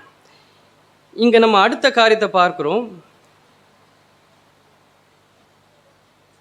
இவர் சொல்கிற இந்த கிளியோப்பாவோட வார்த்தைகளை பாருங்க. அவர் ஒரு வல்லமையான தீர்க்கதரிசியாக இருந்தார். அவர் தேவனுடைய ஜனங்கள் எல்லோருக்கும் முன்பாக செய்கைகளை வாக்கிலையும் வல்லமையிலோ தீர்க்கதரிசியாக இருந்தார். அவர் சொல்கிறதெல்லாம் இருந்தார். அடுத்தது பாருங்க, நம்முடைய பிரதான ஆசாரியரும் அதிகாரிகளும் அவரை மரண ஆக்கினைப்படுத்தி சிலுவை அறைந்தார்கள். அவரே இஸ்ரவேலை மீட்டு ரட்சிப்பார் என்று நாங்கள் நம்பி இருந்தோம். இவைகளை சம்பவிப்பது இந்த 3வது நாள். அப்போது அவர் வல்லமையான தீர்க்கதரிசியாக இருந்தார். நாங்கள் நம்பி இருந்தோம். இவன் சொல்கிற வார்த்தையெல்லாம் பார்த்தீங்கன்னா ஆல்ரெடி ஆண்டவர் செத்து முடிச்சிட்டார் போல. இவன் ஒரு ஹிஸ்ட்ரியை பேசுகிற மாதிரி, ஒரு கடந்த காலத்தை குறித்து அவன் ஒரு பாஸ்ட் டென்ஸில் பேசிகிட்டு இருக்காரு. யார்? கிளியோப்பா என்ன சொல்கிறாரு? ஆண்டவரை இயேசு கிறிஸ்துவை குறித்து அவர் சொல்லும் பொழுது, அவர் ஒரு தீர்க்கதரிசியாக இருந்தார், அவர் இப்படி இருந்தார், அவர் எங்களை காப்பாற்றுவார் நினச்சோம். ஆனால் இன்னைக்கு அவர் என்னது, அவரை குறித்து பார்க்கும் பொழுது அவங்க எல்லாம் ஒரு பாஸ்ட் டென்ஸில் நம்பிக்கையற்று ஆல்ரெடி சம்பவித்து முடித்து எல்லாம் அவர் கான் அவ்வளோதான் அப்படின்ற மாதிரி அவங்க பேசுகிறாங்க. அப்போ இவரோட வார்த்தை இவர் எப்படி சவுண்ட் பண்ணுறாருன்னா, இயேசு கிறிஸ்துவை குறித்த எல்லா காரியமும் ஒரு வேஸ்ட்டாக ஒரு அது குறித்து ஒரு அக்கறை இல்லாதபடி அவர் ஒரு காரியங்கள் எல்லாமே வேஸ்ட்டாக தான் அவர் பார்க்குறாரு. ஆல்ரெடி அவர் பாஸ்ட் டென்ஸில் தான் பேசுகிறாரு. எல்லாம் முடிஞ்சு போச்சு, இதுக்கு மேலே நம்பிக்கையே இல்லை, வாய்ப்பே இல்லைன்றது போல் அவர் பேசுகிறாரு. 3.5 அந்த ஆண்டுகள் ஆண்டவரோடு கூட இருந்து, ஆனால் அவர் பேசுகிற வார்த்தைகள் என்ன? கடந்த காலத்தில் பேசுகிறார். அப்போ இயேசுவை குறித்து ஒரு நல்ல ஒரு அறிவு அவனுக்கு இருந்தது. என்ன? அவர் ஒரு வல்லமையான தீர்க்கதரிசியாக இருந்தார் அப்படின்னு சொல்லி அவர் ஆண்டவராக இயேசு கிறிஸ்துவை குறித்து ஒரு அறிவு இருந்தது. ஆனால் அந்த அறிவு எப்படிப்பட்ட ஒரு அறிவு பார்த்தீங்கன்னா, ஒரு செலக்டிவ் ப்ரொஃபட்டிக்கல் அண்டர்ஸ்டாண்டிங். இது எப்படிப்பட்ட ஒரு காரியம்னு பார்த்தீங்கன்னா, ஆண்டவராக இயேசு கிறிஸ்துவை குறித்து ஒரு செலக்டிவ் ப்ராப்பர்ட்டிக்கல் அண்டர்ஸ்டாண்டிங் அப்படின்னு சொல்லுவாங்க. இது என்னன்னு பார்த்தீங்கன்னா, அப்போது ஆண்டவராக இயேசு கிறிஸ்துவை குறித்து சொல்லப்பட்ட எருசலேமின் சொல்லப்பட்ட அந்த தீர்க்க தரிசனம்லாம் உண்மை. ஆண்டவர் எருசலேமில் தான் பிறப்பார், இப்படிலாம் நடப்பார், இப்படிலாம் செய்வார், அதெல்லாம் உண்மை. கப்பூர் நகமில் ஆண்டவர் குறித்து இந்த காரியெல்லாம் நடக்கும்னு சொல்லி சொன்னது எல்லாமே உண்மை. இது எல்லாமே உண்மைன்னு நம்பிட்டு இருந்த இந்த கிளியோப்பா, ஆனால் அவர் எதை குறித்து அவர் நம்பிக்கை இல்லை பாருங்கள். எதை அப்படியே புறக்கணிச்சிட்டார்னா, ஆண்டவராக இயேசு கிறிஸ்துவின் அந்த உயிர்த்தெழுதலை குறித்த அந்த தீர்க்க தரிசனத்தை அவர் என்ன பண்ணிட்டாரு? அப்படியே ஒதுக்கிட்டார். அப்போ எது அவருக்கு என்னென்ன இது ஒரு செலக்டிவ் லிஸ்னிங் சொல்லுவாங்க. நமக்கு எது வேணுமோ அதை மாத்திரம் நம்ம காதுக்கு போவோம். நமக்கு எதில் நம்பிக்கை இல்லையோ அது என்ன பண்ணாது நம்ம காதுக்கு. இன்றைக்கி நிறைய பேர் நம்ம அந்த மாதிரி இருக்கோமா இல்லையா? ஆண்டோடைய சமூகத்தில் உங்களை ஆசீர்வதிப்பார், உங்களை கட்டுகளை உடைப்பார், உங்களை வாக்குத்தத்தமான வார்த்தை வரும்போது நம்ம எல்லாருக்கும் ஒரு காதுலாம் யானை காது மாதிரி பெருசாகிடும். சந்தோஷமாக கேட்போம். என்னடா ஸ்பிரிச்சுவல் பாடி ஷேமிங் பண்ணுறாங்க அப்படின்னு நினைக்காதீங்க. இந்த மாதிரி காதெல்லாம் பெருசாக அதுபோலாம் நான் சொல்ல. ஆனால் சொல்ல வருகிற காரியம் என்னது? நமக்கேற்ற வார்த்தைகள் நமக்கு வரும் பொழுது, நமக்கேற்ற நன்மைகளான காரியங்கள் வரும் பொழுது நம்ம சந்தோஷமாக கேட்போம். ஆனால் நம்முடைய இதயத்தை குத்துகிற வார்த்தைகளோ, நமக்கு நேராக நம்மளை கட்டுகிற வார்த்தைகளோ, நம்முடைய பாவத்தை குறித்து உணர்த்துகிற காரியங்கள் வரும் பொழுது நம்ம காதுகள் என்ன பண்ணாதான் அது அடைத்து கொள்ளப்படுமா? பாஸ்டர் சந்தோஷமாக மற்ற காரியங்களை பேசும்போது சந்தோஷமாக கேட்போம். ஆண்டவருக்கு கொடுக்குற காரியத்தை குறித்து பேசும்போது நம்ம வழக்கமாக பேசுகிறது தானே பாஸ்டர் அப்படி இப்படின்னு சொல்லி கொஞ்சமாக எடுத்து போடுவோம். அப்போது நமக்கு பிடிக்காத விஷயத்தை நம்ம என்ன பண்ணிவிடுவோம்? அப்படியே அதில் அடைச்சிப்போம். காதுகளை என்ன பண்ணுவோம்? அடைச்சிப்போம். ஆனால் இங்கே அதே போல் தான் ஒரு மனுஷன் என்ன பண்ணுறான்? அவர் ஒரு வல்லமையான தீர்க்கதரிசின்னு தெரியும், அவரை குறித்து எல்லாவற்றையும் அவன் ஏற்றுக்கொண்டான். ஆனால் ஆண்டவருடைய உயிர்த்தெழுதலை குறித்து அவன் என்ன பண்ணலை? ஏற்றுக்கொள்ள. அப்போ நமக்குன்னு சில காரியங்கள் நம்ம வைத்திருக்கிறோம். 3வது ஒரு காரியத்தை நம்ம பார்க்குறோம். 24ஆம் அதிகாரம் 20வது வசனத்தில் வாசிக்கிறோம். ம் ம் ம் ம் போதும். இங்கே நம்ம பார்க்குறோம், இவர் சொல்கிற காரியங்களை பாருங்கள். நம்முடைய பிரதான ஆசாரியர்களும் அதிகாரிகளும் அவரை மரண ஆக்கினைக்கு உட்படுத்தி சிலுவையிலே அறைந்தார்கள். இவர் முதலாவதாக இங்கே கிளியோப்பாவுடைய அண்டர்ஸ்டாண்டிங்கு, பேசிக் ஃபவுண்டேஷன் அண்டர்ஸ்டாண்டிங்கே தப்பு. என்ன ஒரு காரியம் பார்த்தா, ஆண்டவராக இயேசு கிறிஸ்துவையும் அவருடைய ஊழியத்தையும் அவருடைய நிறைவு, அவருடைய மிஷன், ஆண்டவர் எதற்காக இந்த உலகத்திற்கு அனுப்பப்பட்டார் என்று குறித்து அவருடைய புரிதலே தப்பான ஒரு காரியமாக இருக்குது. ஆண்டவர் ரிப்பீட்டடாக சொல்லிகிட்டே இருக்கார். என்ன சொன்னார்? நான் தான் அந்த பலி.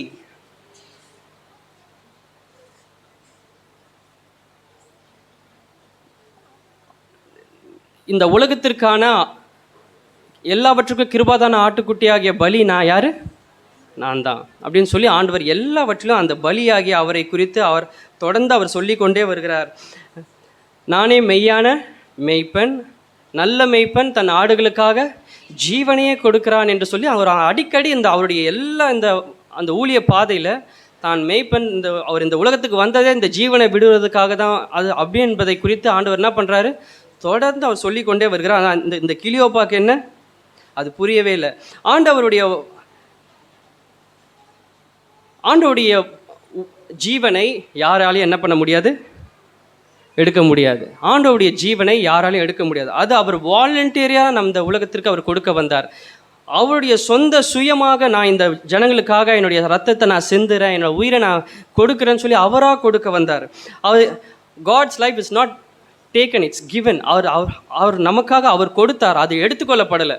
நீங்கள் இந்த பாவத்துக்காக, இந்த ஜனங்களுடைய பாவத்துக்காக நீ என்ன பண்ண, உன் ஜீவனை கொடுன்னு சொல்லி அவரை பிடிச்சி இழுத்துட்டு போல, அவரே வந்து சுயமாக என்ன பண்ணார், அவர் கொடுத்தாரு.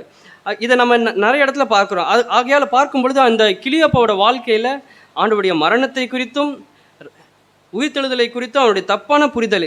அவன் நினச்சிக்கிட்டான் இந்த பிரதான ஆசாரியரும் அதிகாரிகளும் தான் இவர் என்ன பண்ணிட்டாங்க, மரண ஆக்கினைக்கு உட்படுத்தி சிலுவையில் அரைஞ்சிட்டாங்க அப்படின்னு சொல்லி அவங்க சொல்லுகிற காரியமே தப்பு. இங்கே ஆண்டவராகிய இயேசு கிறிஸ்து நம்ம பார்க்குறோம். பிதாவாகிய தேவன் ஆண்டவராகிய இயேசு கிறிஸ்துவின் ஜீவனை எடுக்கும்படியாக வேறு யாருக்குமே அந்த உரிமையை என்ன பண்ணலை, கொடுக்கவே இல்லை.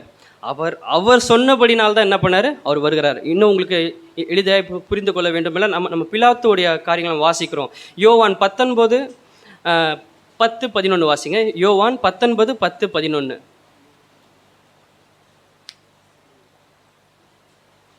யோவான் 19:10-11. ம் ம் ம்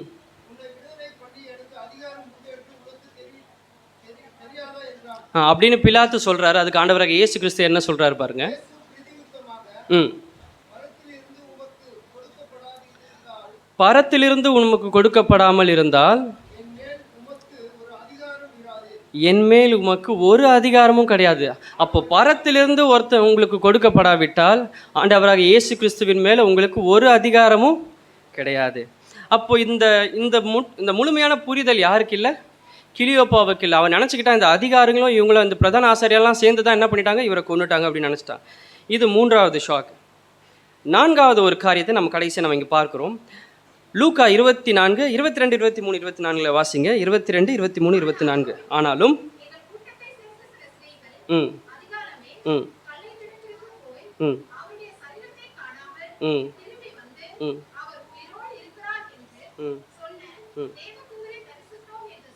ம்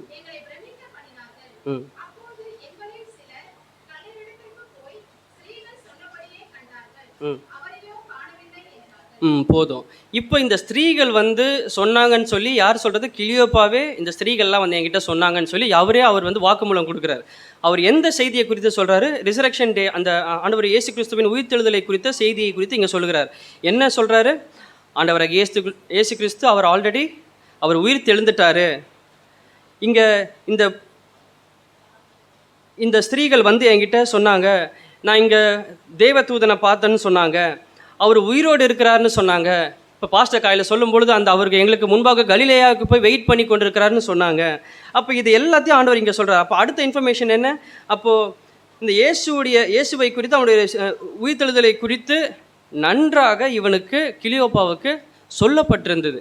இது வரைக்கும் எனக்கு தெரியாது, நான் இது வரைக்கும் நடந்த விஷயங்கள்லாம் அவனுக்கு சொல்லியிருந்தா கூட பரவாயில்ல. ஆனால் இப்போ வந்து ஸ்திரீகள் மூலமாக அவனுக்கு எல்லாமே அறிவிக்கப்படுது, எல்லாமே அவனுக்கு தெரியும். இப்போ அடுத்ததாக கொஞ்சம் பார்க்குறோம், பேதுருவும் யோவானும் என்ன பண்ணுறாங்க, போய் அந்த இடத்த போய் பார்த்துட்டு அந்த இடத்த வந்து ஆண்டவர் சொன்னது போல் உயிர் தெழுந்தா சொல்லிட்டு இந்த இந்த எல்லா காரியமும் வந்து அவனுக்கு தெரிகிறது. இப்போ இந்த எல்லா விஷயம் தெரிஞ்ச பிறகு அவன் என்ன பண்ணியிருக்கணும்? ஒன்று இவங்க எல்லாரும் போகிறத சேர்ந்து ஒன்று கலிலேயாவுக்கு போயிருக்கணும். ஆண்டவர் கலிலேயாவுக்கு தான் அங்கே வந்து மீட் பண்ணுறாருன்னு ஸ்திரீகள் சொல்லியிருக்காங்க. அப்போ ஒன்று இவர் எங்கே போயிருக்கணும்?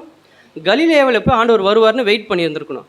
அப்படி இல்லைன்னா இருக்கிற இடத்துல இருந்திருக்கணும். எங்கே இந்த இந்த ஸ்திரீகள் வந்து சொன்னாங்களே இவருக்கு, அப்போ சொன்ன இடத்துல அவர் இருந்திருக்கணும். ஆனால் இவர் என்ன பண்ணலை, இவர் கேட்ட எதையுமே அவர் நம்பலை. இவர் பாட்டு ஆரம்பிச்சுட்டு எம்மாவூருக்கு போயிட்டார். எதற்காக நான் திருப்பி திருப்பி இந்த காரியத்தை சொல்கிறேன்னா, அவருக்கு எத்தனை ஆப்பர்ச்சுனிட்டிஸ் பாருங்கள், அவளுக்கு எத்தனை காரியங்கள் அவருக்கு சொல்லி கொடுக்கப்படுது, என்னென்ன காரியத்தை அவருக்கு தாண்டி வந்திருக்கிறாரு, எல்லாமே அவருக்கு இருக்குது. ஆனால் அவர் இது எல்லாத்தையும் மத்தியில் அவர் என்ன பண்ணுறாரா, எம்மாவூருக்கு கடந்து போகிறத இங்கே பார்க்குறோம். இப்போ அவன் ஒருவேளை அவன் யார் சொன்னதையும் அவன் நம்பலை, ஒருவேளை அவன் அந்த ஸ்திரீகள் சொன்னதையும் அவன் நம்பலை, இல்லை பேதுரு யோவான் வந்து சொன்னதையும் நம்பலை. அட்லீஸ்ட் அவன் என்ன பண்ணியிருக்கணும், கல்லறைக்காச்சும் போய் அவன் போய் பார்த்துட்டு வந்திருக்கணும். ஆண்டவர் சொன்ன இங்கே தான் ஆண்டவர் வந்து கல்லறையில் வச்சுருக்காங்க, அப்போ ஆண்டவர் உயிர்த்தாரா இல்லையான்னு சொல்லி அவன் என்ன பண்ணணும், கல்லறையில் போயிட்டு அவனே தன்னை என்ன பண்ணியிருக்கணும், சோதித்து அறிந்திருக்கணும். ஆனால் என்ன பண்ணல, அவனுக்கு அந்த ஒரு கொஞ்சம் கூட அந்த விசுவாசமும் அவனுக்கு அந்த நம்பிக்கையும் கொஞ்சம் கூட இல்லாதனால அவன் நேராக எம்மாவூருக்கு நடைய கட்ட ஆரம்பிச்சிட்டார்.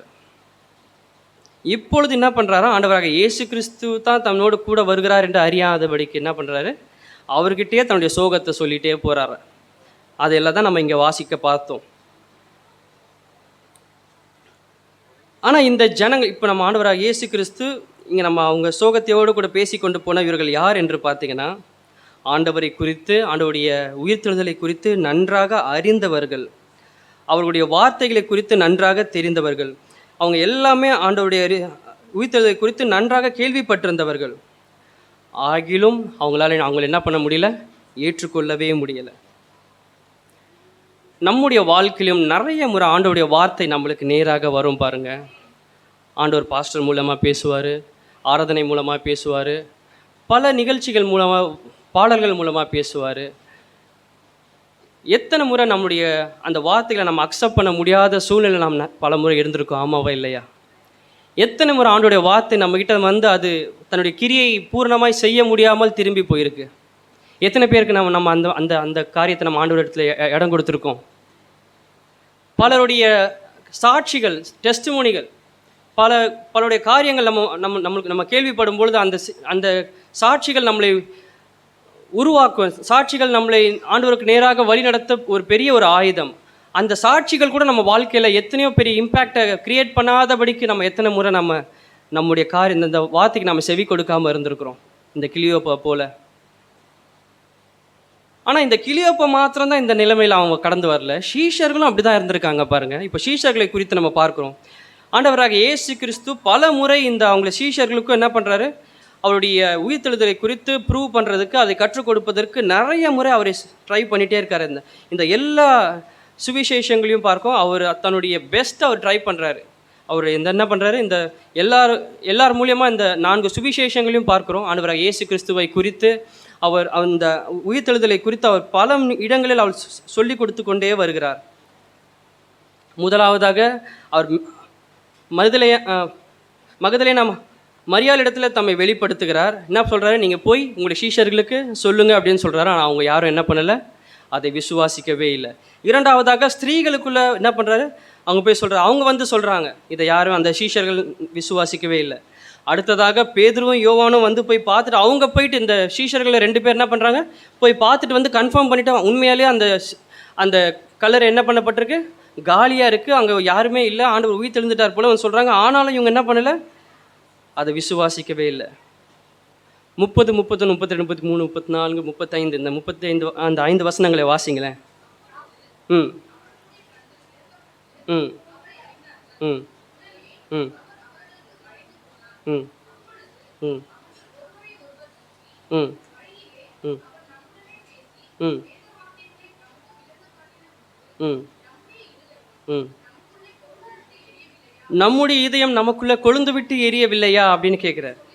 ம் ம் ம்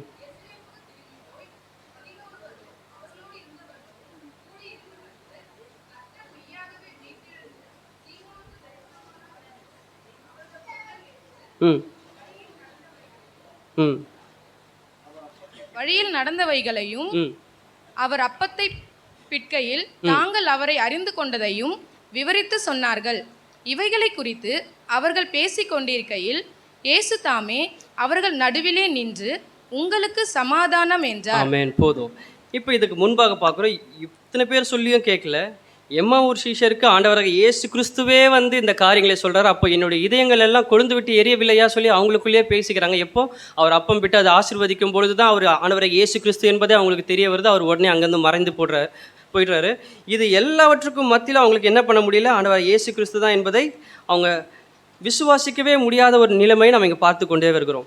இந்த எல்லா காரியங்களிலும் ஆண்டவராக இயேசு கிறிஸ்து எப்படியாச்சும் இந்த ஜனங்களுக்கு, இந்த சீஷர்களுக்கு இதை நம்ம சொல்லிக் கொடுக்கணும்னு சொல்லி அவர் விரும்புகிறாரு. ஆனால் இது எல்லாவற்றையும் அவங்க என்ன பண்ணலை, அதை ஏற்றுக்கொள்ள விசுவாசிக்க அவங்க ஆயத்தமாகவே இல்லை. இது இது வரைக்கும் 35 வசனம் வரைக்கும் பார்க்குறோம். இது எல்லாம் நடந்திருக்கு. ஆண்டவர் பொறுமையாக ஒவ்வொன்றும் சொல்லி கொடுத்துட்டே வர்றார். ஆனால் யாரை ஏற்றுக்கொள்கிற மாதிரி தெரில. ஆண்டவரே வெறுத்துட்டு இருப்பார்னு நினைக்கிறேன். என்னப்பா எத்தனை தான்ப்பா இவங்களுக்கு சொல்லி கொடுக்குறது அப்படின்னு பார்த்தார். மனுஷன் பொறுக்க முடியல. 36 வசனத்தில் அவரே நேரில் வந்துட்டார்.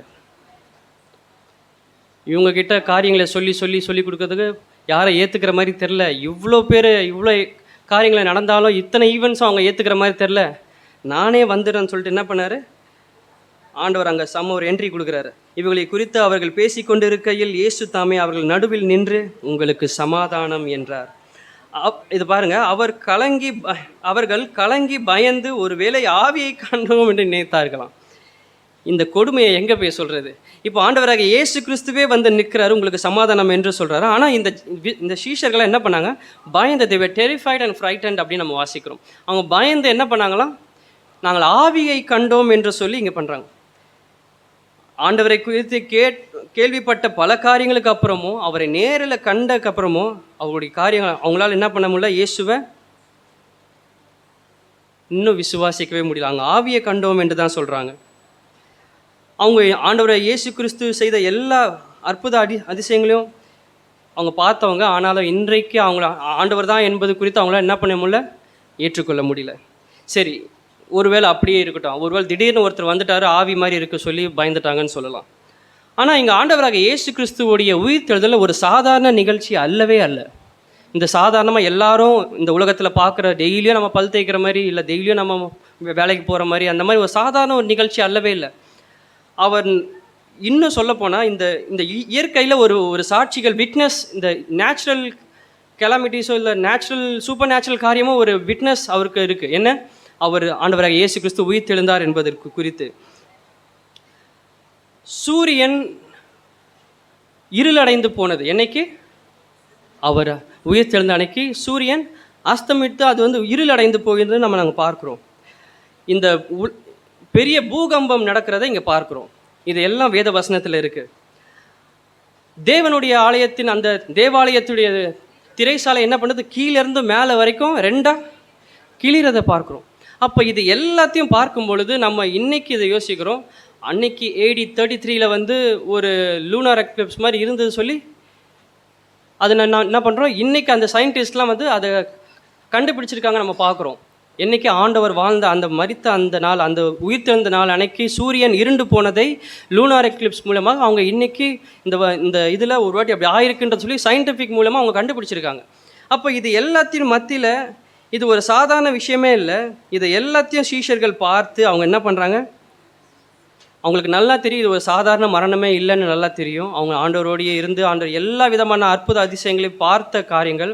அவங்க என்னென்ன பார்த்துருக்காங்க தெரியுமா, இந்த சீஷர்கள் லாசருவோடைய உயிர்த்தெழுதல் என்ன, எப்போ 4 நாளுக்கு அப்புறமா லாசருவை உயிர்த்தெழுதலை ஆண்டவர் இயேசு கிறிஸ்து செய்ததை அவங்க பார்த்துருக்காங்க. சிறு பெண்ணை தலித்தாகுமே என்று சொல்லி ஆண்டவர் எழுப்பினதை அந்த சீஷர்கள் பார்த்துருக்காங்க. அது மாத்திரம் இல்லாமல் நாயனூரின் விதவை அவனுடைய வாலிபனை ஆண்டவர் உயிர்த்தெழுதலை அவங்க பார்த்துருக்காங்க. இது எல்லா விதமான சூப்பர் நேச்சுரல் மிராக்களை வந்து இந்த சீஷர்கள் பார்த்தும் அவங்களால என்ன பண்ண முடியலையா, ஆண்டவராகிய இயேசு உயிர் தெழுந்தார் என்பதை அவங்க நம்பவே முடியல. இது எவ்வளோ பெரிய ஒரு ஷாக், ஒரு அதிர்ச்சி. இந்த 4 அதிர்ச்சிகளை இங்கே கிளியோப்பா முதற்கொண்டு ஆண்டவர் சீஷர்கள் முதற்கொண்டு இங்கே கொடுத்துருக்காங்க.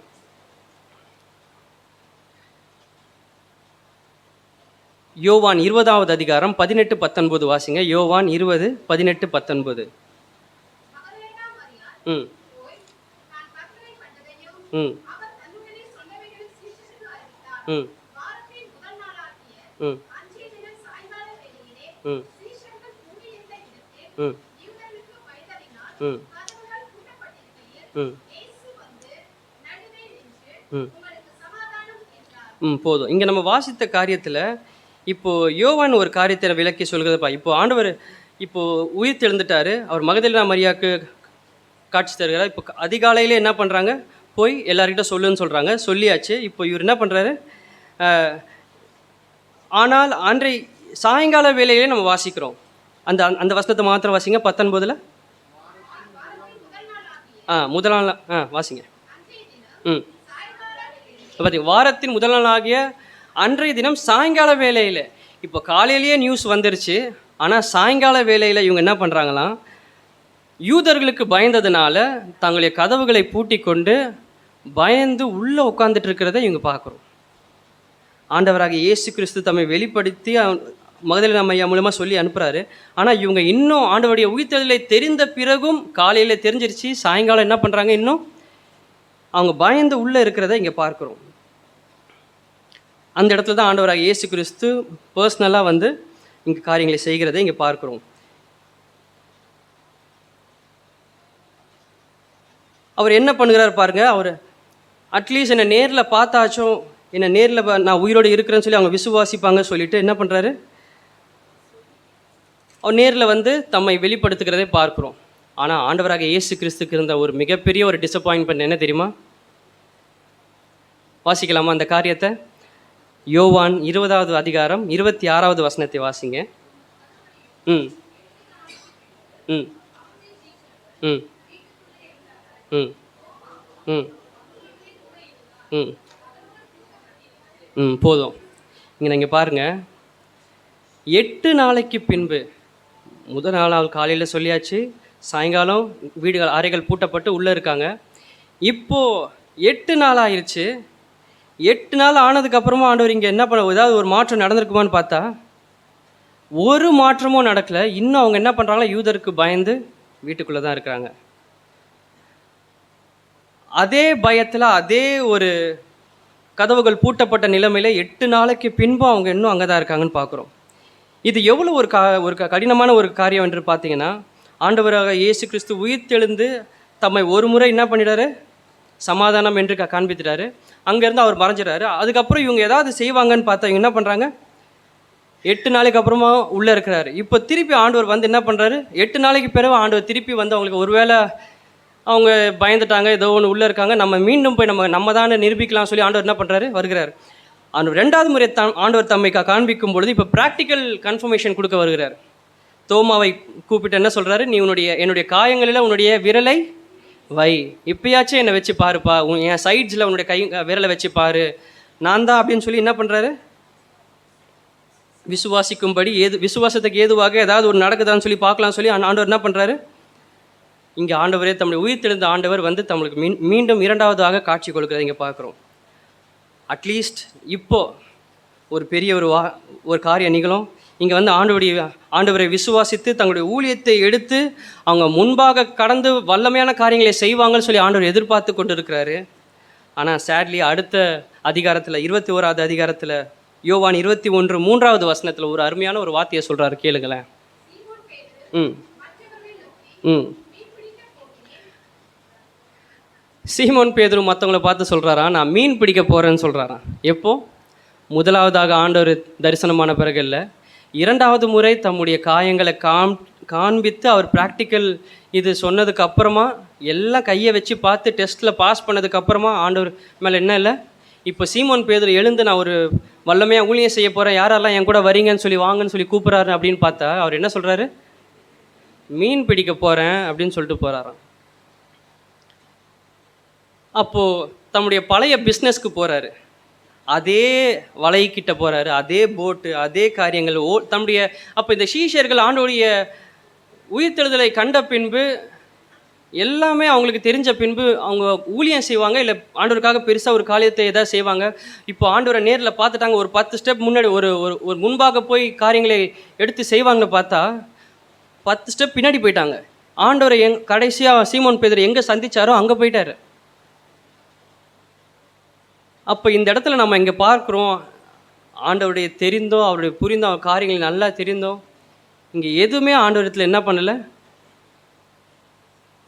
அவங்கள விசுவாசிக்கத்தக்கதாக எந்த ஒரு காரியமும் அவங்கள. அப்போ நம்ம கற்றுக்கொள்கிற எங்கள் வாழ்க்கையிலேருந்து நம்ம கற்றுக்கொள்கிற காரியம் என்னென்னு பாருங்க. ஒருவேளை நம்ம ஆண்டவருடைய குறித்து we might be very familiar with who God is, ஆண்டவர் யார் என்பதை நன்றாக அறிந்திருக்கிறவர்கள் நாம் இருக்கலாம். ஆனால் அவருடைய கிறிஸ்து, அவர் உயிர்த்தெழுதலை குறித்து நம்ம அறிந்திருக்க, அவர் உயிர்த்தெழுதலாம் என்ன, அவர் என்ன உயிர்த்தெழுதல்னா என்ன, அவர் எப்படிப்பட்ட நிலைமையிலேருந்து என்ன வந்திருக்காரு, அவர் உயிர்த்தெழுதலை குறித்து ஒரு ஞானம் நமக்கு இருந்திருந்தாலும் நம்ம வாழ்க்கையில் அது ஒரு மாற்றத்தை கொண்டு வருமானு என்றால் சீஷரோட வாழ்க்கையிலையும் கிளியோப்பாவோட வாழ்க்கையிலையும் அது ஒரு இல்லவே இல்லை.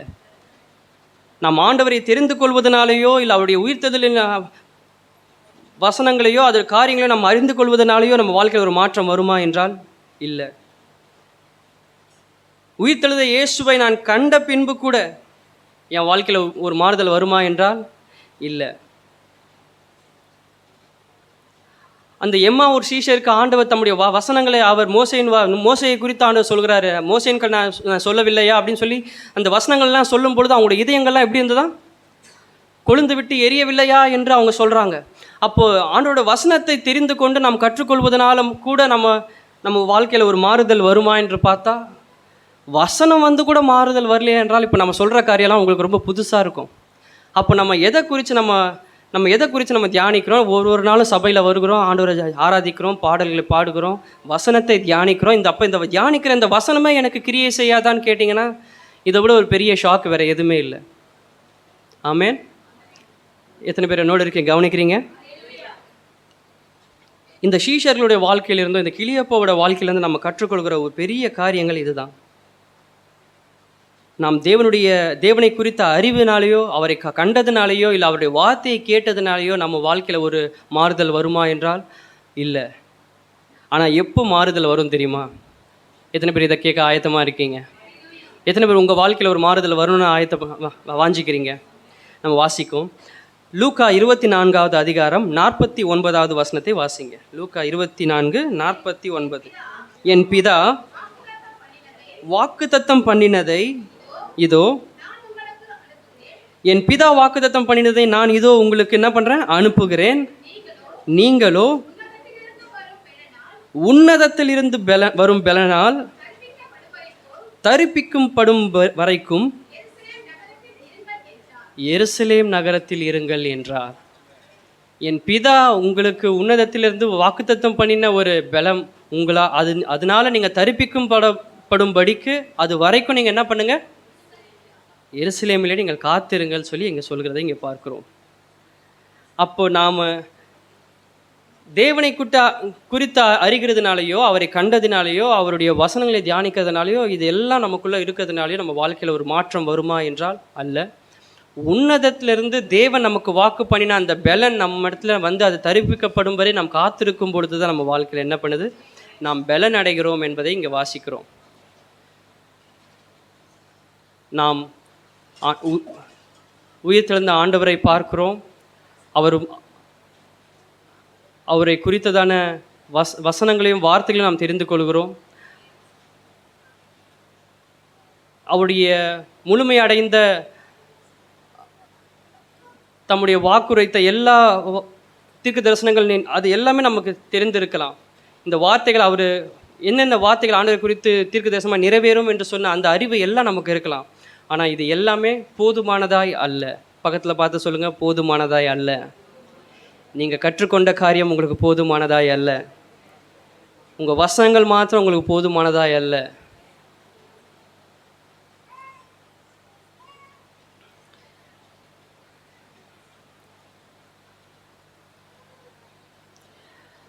உண்மையாகவே இந்த உயிர்த்தெழுதல் நம்ம வாழ்க்கையில் ஒரு வித்தியாசத்தை காண்பிக்க வேண்டும், ஒரு வல்லமையை காண்பிக்க வேண்டும், நம்ம ஒரு பெரிய ஒரு மாறுதலை பார்க்க வேண்டும் என்றால், ஒரு இம்பேக்ட் நம்ம வாழ்க்கையில் கிரியேட் பண்ணணும்னு நினச்சிங்கன்னா, நாம் பரத்திலிருந்து நமக்கு அனுப்பப்பட வேண்டிய அந்த வல்லமையை நாம் பெற்றுக்கொள்ளும்படியும் நாம் காத்திருக்க வேண்டியது அவசியமான ஒரு காரியம்.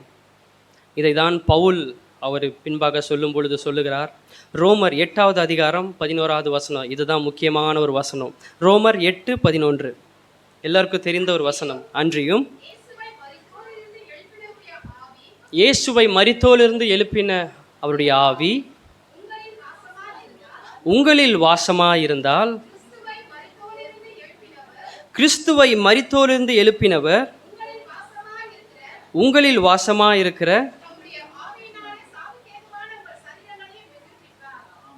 சாவுக்கேதுவான நம்முடைய சரீரங்களை என்ன பண்ணுவாராம்? உயிர்ப்பிப்பார். அப்போ எப்பொழுது நம்ம வாழ்க்கையில் ஒரு உயிர்ப்பித்தல் நடைபெறுகிறதுன்னு பார்த்தீங்கன்னா, கிறிஸ்துவை மரித்தோலிருந்து எழுப்பின அதே ஆவியானவர் என்றைக்கு நம்முடைய மரித்த நிலைமையிலேருந்து அவர் எழுப்புகிறாரோ அப்பொழுது தான் அந்த உயிர்த்தெழுதல் நம்ம வாழ்க்கையில் நடக்கிறதா இருக்கிறது. இது ஒரு முழுமையான ஒரு அனுபவத்தை, இதுதான் ஒரு முழுமையான உயிர்த்தெழுதலின் ஆராதனை என்பதை நம்ம இங்கே பார்க்குறோம். நாம் வெறுமனே ஆண்டவரை இன்னைக்கு ஈஸ்டர் நம்ம கொண்டாடுகிறோம் சொல்லி ஆண்டவரை உயிர்த்தெழுதலை கொண்டாடுகிறோம் என்று ஒரு செலிப்ரேட்டிங் ஒரு மோடில் நம்ம வந்துடுறோம். நிறைய பேர் பார்த்தீங்கன்னா இந்த உலகத்தில் இன்றைக்கி தான் வந்து பயங்கரமாக என்ன பண்ணுவாங்க, கொண்டாடுவாங்க. சபைக்கு வராதவங்களாம் இன்றைக்கி தான் வருவாங்க. இன்றைக்கி எத்தனை பேர் புதுசாக வந்து இங்கே கேட்க நான் விரும்பல, அதை பற்றி நான் ஆனால் இன்றைக்கி என்றைக்குமே வராதவங்களாம் என்னைக்கு பண்ணுவாங்க, ஆண்டவரை உயிர்த்தெழுந்துட்டார் நாங்கள் போய் கொண்டாட போகிறோம் அப்படின்னு சொல்லி உள்ளே வந்துடுவாங்க. ஆனால் ஆண்டவர் அந்த ஒரு காரியத்தை நம்ம இடத்துல அவர் எதிர்பார்க்கிறதா இல்லை.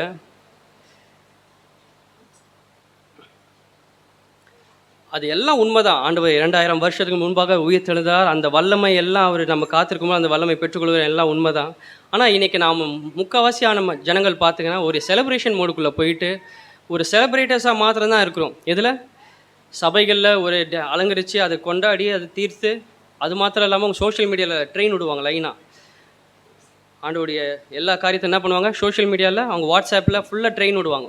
ட்ரெயின் என்னது, ஸ்டேட்டஸ் லைனாக ஒரு ஆண்டவரை குறித்து ஒரே வசனமாக இருக்கும். இன்றைக்கி உயிர்த்தெழுதல் நான் அன்னைக்கு, அதுக்கப்புறம் தூக்கின்னு போய் இவங்களே உள்ளே வச்சுருவாங்க. யார்? ஆண்டவரை. அந்த மாதிரி ஒரு நிலைமையில் தான் நம்ம ஒவ்வொரு வருடமும் நம்ம இப்படி தான் நடந்து கொண்டு இருக்கோம். அப்போ ஆண்டவரே தம்முடைய உயிர்த்தெழுதலை ஷோ ஆஃப் பண்ணலாம். ஆனால் இவங்க இருக்காங்க பாருங்கள், அன்றைக்கி ஒரு நாள் தான் ஆண்டவர். நீங்கள் அன்றைக்கி ஒரு நாள் நீங்கள் ஷோ ஆஃப் பண்ணுறதுல ஆண்டவர் விரும்பலை. நீங்கள் அன்றைக்கி ஒரு நாள் ஆண்டவரை கொண்டாடுறதுல ஆண்டவர் விரும்பலை. ஆண்டவர் எதை விரும்புகிறார் தெரியுமா? ஆண்டவர் எதற்காக நமக்காக உயிர்த்தெழுந்தார் தெரியுமா?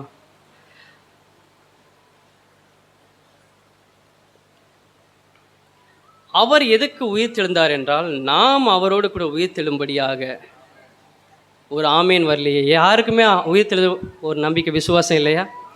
அவர் எதற்காக உயிர்த்தெழுந்தார் என்றால், நம்முடைய மரித்த சரீரத்திலிருந்து நாமும் ஒரு உயிர்த்தெழுதலை நாம் அடைய வேண்டும் என்பதற்காக அவர் உயிர்த்தெழுந்தார்.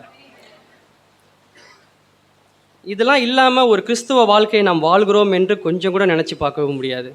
இந்த ஒரு அனுபவம் இல்லாமல் நாம் ஆண்டவரை உயிர்த்தெழுதலை நாம் கொண்டாடுகிறோம், நம்ம காரியங்களை ஈஸ்டரில் இந்த வந்து பெரிய காரியங்களை நாம் நடப்பிக்கிறோம் என்று சொல்வதில் எந்த ஒரு அர்த்தமே இல்லை. கிறிஸ்துவை மரித்தொழிந்து உயிர்ப்பித்த அதே ஆவியானவர் சாவுக்கு ஏதுவான நம்முடைய சரீரத்தை அவர் உயிர்ப்பிக்க அவர் வல்லவராக இருக்கிறார். அது எப்பொழுது நாம் அந்த வல்லமைக்கு நாம் ஒப்பு கொடுக்குறோமோ அன்றைக்கு தான் பெரிய காரியங்கள் நடக்குது. அப்போ நம்ம தொடர்ந்து நம்ம தியானிக்கும் பொழுது நான் கொஞ்சம் நேரம் சீக்கிரத்தில் நான் முடிக்க போகிறேன். இங்கே ஆண்டவர் முதலாவது அவர் சொல்கிற காரியம் பாருங்கள், அதே ஆவியானவர், கிறிஸ்துவை மரித்தொழிந்து உயிர்ப்பித்த அதே தேவனுடைய ஆவியானவர் நம்மை உயிர்ப்பிக்கவும் அதே ஆவியானவர் அவர் பயன்படுத்துகிறார். அதில் எந்த ஒரு காரியமும் இல்லை. கிறிஸ்துவை உயிர்ப்பிக்கிறதுக்கு ஒரு ஆவி, நம்மளை உயிர்ப்பிக்கிறதுக்கு சைனாலேருந்து உண்டாக்குன ஆவியோ இல்லை வேறு லோக்கல் மேடோ அந்த மாதிரி இல்லை. ஆண்டவர் உருவாக்குனாரோ அதே ஆவியை தான் என்ன பண்ணுறாரோ, ஆண்டவராக இயேசு கிறிஸ்துவுக்கு ஆண்டவர் தம்முடைய ஆவியை எப்படி அவர் கொண்டு உயிர்ப்பித்தார்னா அதே வல்லமை ஆவியை நமக்கும் அவர் கொடுக்குறாராம். மாம்சமான நமக்கும், ஒன்றுக்கும் தகுதி இல்லாத நமக்கும் அதே ஆவியை கொடுத்து ஆண்டவரை இயேசு கிறிஸ்துவையும் நம்மையும் ஆண்டவர் என்ன பண்ணுறாரு, ஒரே இடத்துல நிச்சு பார்க்குறாரு. பாருங்கள், இந்த ஒரு பாக்கியம் வேறு யாருக்கு கிடைக்கும்னு தெரியல. இந்த அளவுக்கு தேவன் நம்மை பார்க்கிறார். அப்போ எந்த ஒரு காரியமும் இல்லை. அப்போது நம்ம பவுல் இங்கே சொல்கிற ஒரு விஷயத்தை பார்க்குறோம். எபேசியர் 1வது அதிகாரம் 19-20 வாசிங்க. எபேசியர் 1:19-20.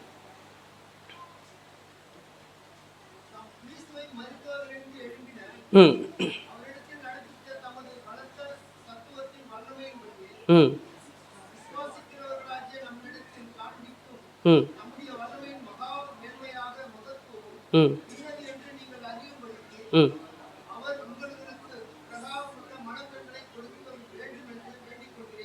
இப்போ அவர் எப்படி கெஞ்சிறாரு பாருங்க. பவுல் வந்து என்ன சொல்றாரு, இந்த மாதிரி ஒரு நல்ல மனக்கண்களை உங்களுக்கு கொடுக்கணும்னு சொல்லி நான் வேண்டிக் கொள்கிறேன் அப்படி சொல்றாரு. அப்போ அந்த அதே சத்துவத்தின் வல்லமை வந்து நம்ம எப்போ விசுவாசிக்கிறோமோ அந்த காரியம் நம்மளை என்ன பண்ணுமா, உயிர்த்தெழுதலுக்கு கீழாக கொண்டு போகும் அப்படின்னு சொல்லி அவர் இங்கே சொல்கிறார். இந்த ஆவியானவர் நம்மளுக்குள்ளே தங்கி இருக்கிற ஆவியானவர்.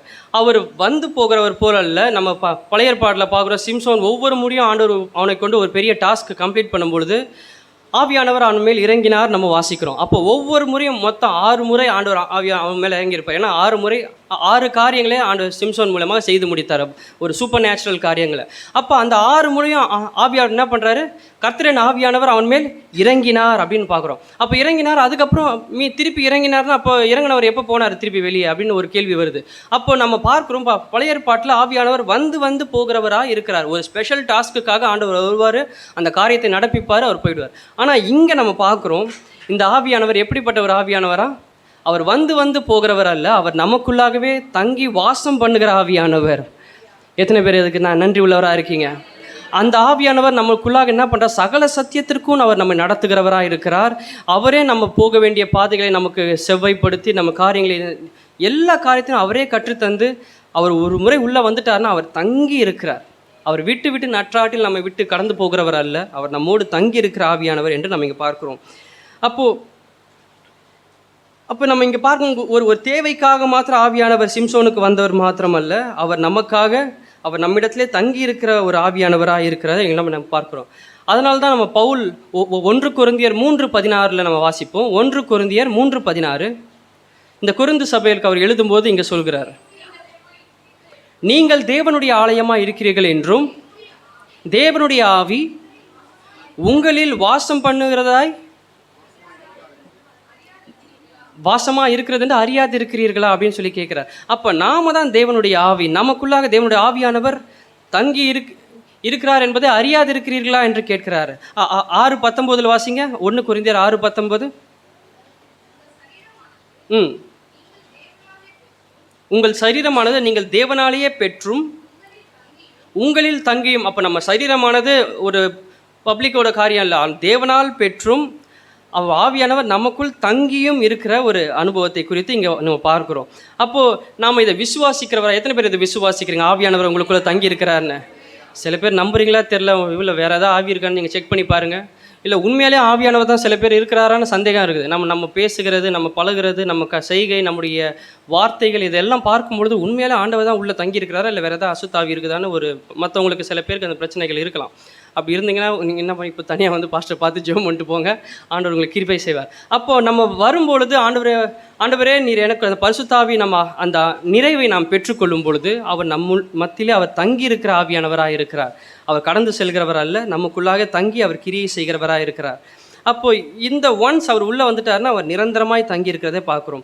அதனால தான் அந்த அப்போ முதலாவதாக அந்த அதே வல்லமையை அதே ஆவியானவர் நமக்குள்ளாக வருகிறார், அவர் நம்ம மத்தியில் தங்கியிருக்கிற ஆவியானவர் என்று வாசித்தோம். 3ஆவதாக 8:11 வாசிக்கும் பொழுது சாவுக்கேதுவான நம்முடைய சரீரங்களை என்று சொல்கிறார்.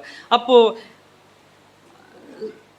அந்த சாவுக்கேதுவான சரீரத்தில் தான் ஆண்டவர் என்ன பண்ணுறாரு, தங்கியிருக்கிறார். அப்போ இங்கே நம்ம ஆண்டவராக இயேசு கிறிஸ்துவை குறித்து பார்க்கும் பொழுது ஆண்டவராக இயேசு கிறிஸ்து எந்த ஒரு சிச்சுவேஷன்ஸையும் நம்ம வாழ்க்கையில் எந்த ஒரு காரியத்தையும் அவரால் மாற்ற முடியும். எத்தனை பேர் விசுவாசிக்கிறீங்க? ஆமேன். அவரால் செய்யக்கூடியாத காரியம் ஒன்றுமே இல்லை. நம்முடைய வாழ்க்கை எவ்வளோ வேர்ஸாக வேணா இருக்கலாம், எவ்வளோ இம்பாசிபிளான ஒரு காரியம், இந்த ஒரு காரியம் சத்தியமாக இது நடக்கவே நடக்காது, இல்லை ஒரு விதத்தில் நான் ஒரு அடிக்ஷனில் இருக்கேன், இல்லை ஒரு பாவத்தில் இருக்கேன், இல்லை என்னால் இந்த காரியம் செய்ய முடியல, ஆண்டவருக்காக எழும்பி பிரகாசிக்க முடியல, நான் இருக்கிற நிலைமையிலே இருக்கிறேன், நான் இது ஏதாவது ஆண்டவருக்காக செய்யணும்னு ஆசைப்படுறேன், அதனால் செய்ய முடியல அப்படின்னு எத்தனை பேர் வந்திருக்கீங்க? இல்லை உங்களுக்குள்ளாக ஒரு பலவீனங்கள் இருக்குது, என்னை பலவீனப்படுத்தி கொண்டே இருக்கிறது, நான் அவருக்காக எதுவும் செய்ய முடியல. என்ன வேணா இருக்கட்டும், நீங்கள் விசுவாசிங்க, தேவனுடைய மகிமையை காண்பீங்க. ஆண்டவர் வார்த்தையை சொல்லி, நீ விசுவாசித்தால் தேவனுடைய மகிமையை காண்பாய். அப்போ நாம் உண்மையாலே இந்த ஆவியானவர் நமக்குள்ளாக இருக்கிறார் என்று நம்ம பார்க்கும் பொழுது தான் பெரிய வல்லமை ஒரு நம்ம சரீரத்தில் அதை. அப்போ சாவுக்கு ஏதுவான சரீரம் என்று சொல்லும் பொழுது இந்த உலகத்தின் பேட்டர்னை நம்ம பார்க்கும் பொழுது ஒரு மனுஷன் செத்தானா மரணம் வருது, அப்புறம் அந்த மரணத்துக்கு அப்புறம் அந்த டீகே ஆகும், அப்புறம் அது டஸ்ட்டாக மாறிடும். டெத், டீகே, டஸ்ட் அப்படின்னு சொல்லுவாங்க. அப்போ மரித்ததுக்கப்புறம் அந்த சரீரம் அழுகி போகிறது, அப்புறம் அது மண்ணுக்கு என்ன பண்ணுது, மண்ணாய் போதல். அப்புறம் நம்ம எந்த ஒரு காரியமும் ஒரு இதுவே இல்லை. அப்படிப்பட்ட ஒரு நிலைமையில் இருக்கிற நம்மை, if a person dies there is no use, எந்த ஒரு பிரயோஜனமும் இல்லை. அவர் எப்படிப்பட்ட உயர்ந்த ஒரு மனுஷனாக இருக்கட்டும், எவ்வளோ பெரிய ஃபெமிலியரான பர்சனாக இருக்கட்டும், ஒரு நாள் தாங்காது. என்ன சொல்லுவாங்க, பாடி வந்துருச்சான்னு கேட்பாங்க. உங்கள் பேரை கூட மறந்துடுவாங்க. என்ன சொல்லுவாங்க, பாடி வந்துருச்சான்னு தான் கேட்பாங்க. ஒரு நாளுக்கு மேலே எப்போ எடுக்க போகிறீங்கன்னுவாங்க. அவர் எனக்கு ரொம்ப பிடிக்குங்க, ஒரு 4-5 நாள் வச்சுக்கிறேன்னு சொல்ல முடியாது. மனுஷனுடைய நிலைமை அவ்வளோதான். அப்போ இந்த உலகத்தில் நாம் பார்க்கும்பொழுது இந்த சாவுக்கேதுவான சரீரத்தில் ஒன்றுக்குமே உதவான டஸ்ட்டாக போகிற மண்ணாக போகிற இந்த சரீரத்துக்கு ஆண்டவர் எதை கொடுக்குறாராம், தம்மோட ஆவியானவரை கொடுக்குறாராம். இந்த ஒன்றுமில்லாத இந்த மண்பாண்டத்தில் ஆண்டவர் தம்முடைய ஆவியை அவர் நிரப்புகிறவராக இருக்கிறார். இது எத்தனை பெரிய ஸ்லாக்கியம்!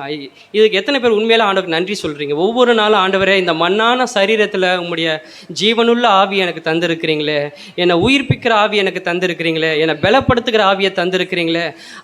அந்த ஆவியானவருக்குள்ளே தான் எல்லாமே இருக்குது. ஏசாயால ஒரு வசனம் இருக்குது, அதை இப்போ காண்பிக்க விரும்பலை. அன்பும் தெளிவும் உள்ள ஆவியும், பலமும் வல்லமை உள்ள ஆவியும், தாழ்மையுள்ள ஆவி, இது போல் பல ஆவிகள், இது எல்லாமே அந்த ஒரு ஆவியில் தான் ஆண்டவர் வச்சிருக்கிறாரு. இன்னும் ஒரு முக்கியமான விஷயம் பார்த்தீங்கன்னா, இதையெல்லாம் ஆண்டவராக இயேசு கிறிஸ்துவுக்குள்ளே வச்சுருந்தாராம்.